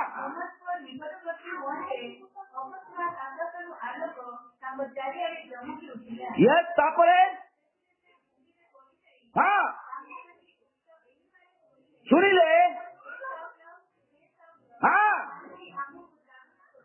କାହିଁକି ଆମକୁ ତାଡ଼ନା କରୁଅଛ ହାଲେଲୁୟା ସାଉଲର ନା ଏଇ ଯୋଉ 4 ଦିନ ସେଇ ଯୋଉ ଅନ୍ଧପଣ ହେଇଗଲା ନା ଏଇ 4 ଦିନ ଆଉ କଣ ଏଟେ 10, 11, 12, 13 ପର୍ବରେ ତାର ନାମ ପରିବର୍ତ୍ତନ ହଉଛି ଏବଂ ସେ ସାଉଲ ନା ନ ରହି ପାଉଲ ଭାବରେ ଗଣିତ ହଉଛି ହାଲେଲୁୟା ଯିଏକି ଆମ ମାନଙ୍କର ପ୍ରଥମ ବାର୍ତ୍ତା ଦୂତ ବୋଲି ଆମେ ତାକୁ ଗଣିତ କରୁଛୁ ପ୍ରଭୁ ଗୌରବ ପାଆନ୍ତୁ ଆପଣ ମାନେ ଆଉ ଏଇ ସବୁ ବିଷୟ ଆମେ ଶୁଣୁଅଛୁ ଏହା ଗୋଟେ ଗୁରୁତ୍ୱପୂର୍ଣ୍ଣ ବିଷୟ ଆସନ୍ତୁ ଜିସାୟ ପୁସ୍ତକ 62 ପର୍ବ 2 ପଦ ଏବଂ ତାର 65 ପର୍ବ 15 ପଦ ଏଇ ଦୁଇଟା ପଢିବା ତାପରେ ସମାପ୍ତ କରିବା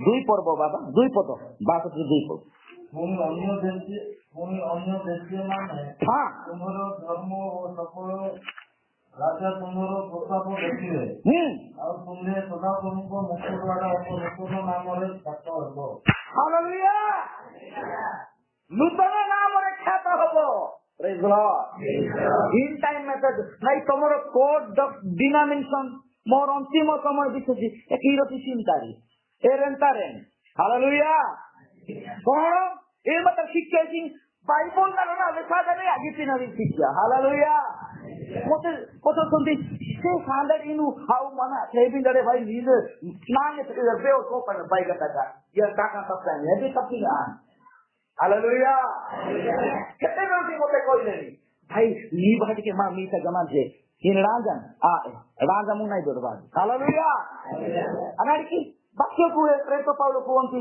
गोटे विधवा से जो जणे अछि ता पाखु तुम 2 जण जाओ हालेलुया जणे जाओ नहीं यार के पेन को दे राजा दरकार आने ने मजाक बराबर छे किंतु हम बुझेबा मु आते प्रेज द लॉर्ड हालेलुया एटे कोन हिची प्रभु कहउछन जे एक आमे नूतन नाम तुमको देबा सेही नाम ग्रहण करता स्वयं प्रभु यीशु ख्रीस्त ने कहा जाइले ई मसीह यीशु hallelujah praise the Lord okay तार 15 भाबा हां मुई तुमे माने हम मनंद लोक मानको निकोलरे हां तुमମାନଙ୍କର नाम तापन पद रूपे रखी दिबो हां प्रभु सुदारू तुमको बद्ध करिवे हां ଆଉ ସେ ଆପଣ ଦାସମାନଙ୍କୁ ଅନ୍ୟ ନାମରେ ଖ୍ୟାତ କରିବେ हो हालेलुया এই जो नाम को नहीं कहती जड़ जागर में धुना मन भाव होती এই नाम परिवर्तन हेबाकु जाउछि हालेलुया रुबेन नाम बेसी जन गुणा करथिबे किंतु आजी प्रभु এই বাক্য দ্বারা আমাকে শেষ সময়ে এই রুবেন নাম প্রভু শ্রীমতী जीसु বা রুবেন বলে লিখছেন हालेलुया প্রেজ দ লর্ড প্রভু গৌরব পাতু ଆମମାନଙ୍କ ପାଇଁ এই ବାକ୍ୟ ନିଗୁଡ ବିଷୟରେ ଦେଖନ୍ତୁ ମୋର ପ୍ରିୟ ମାନେ ହୋଇଥାଇପାରେ ବାକ୍ୟଟା ଆମମାନଙ୍କ ପାଇଁ ଏକ भेद रहस्य वाक्य अटे हालेलुया एटा कोन करिवो अस्थि एवं मजा पर्यंत गले का एटा वाक्य देदिला बोले हम जानि प्रेज द लॉर्ड हालेलुया एंती कहिला सेई वाक्य मते लागिला हृदय रे प्रवेश कला मते परिष्कार कला हालेलुया प्रभु गौरव पास हम समस्त को आशीर्वाद करंतु आसन तमने प्रसेज को दान करिबा आ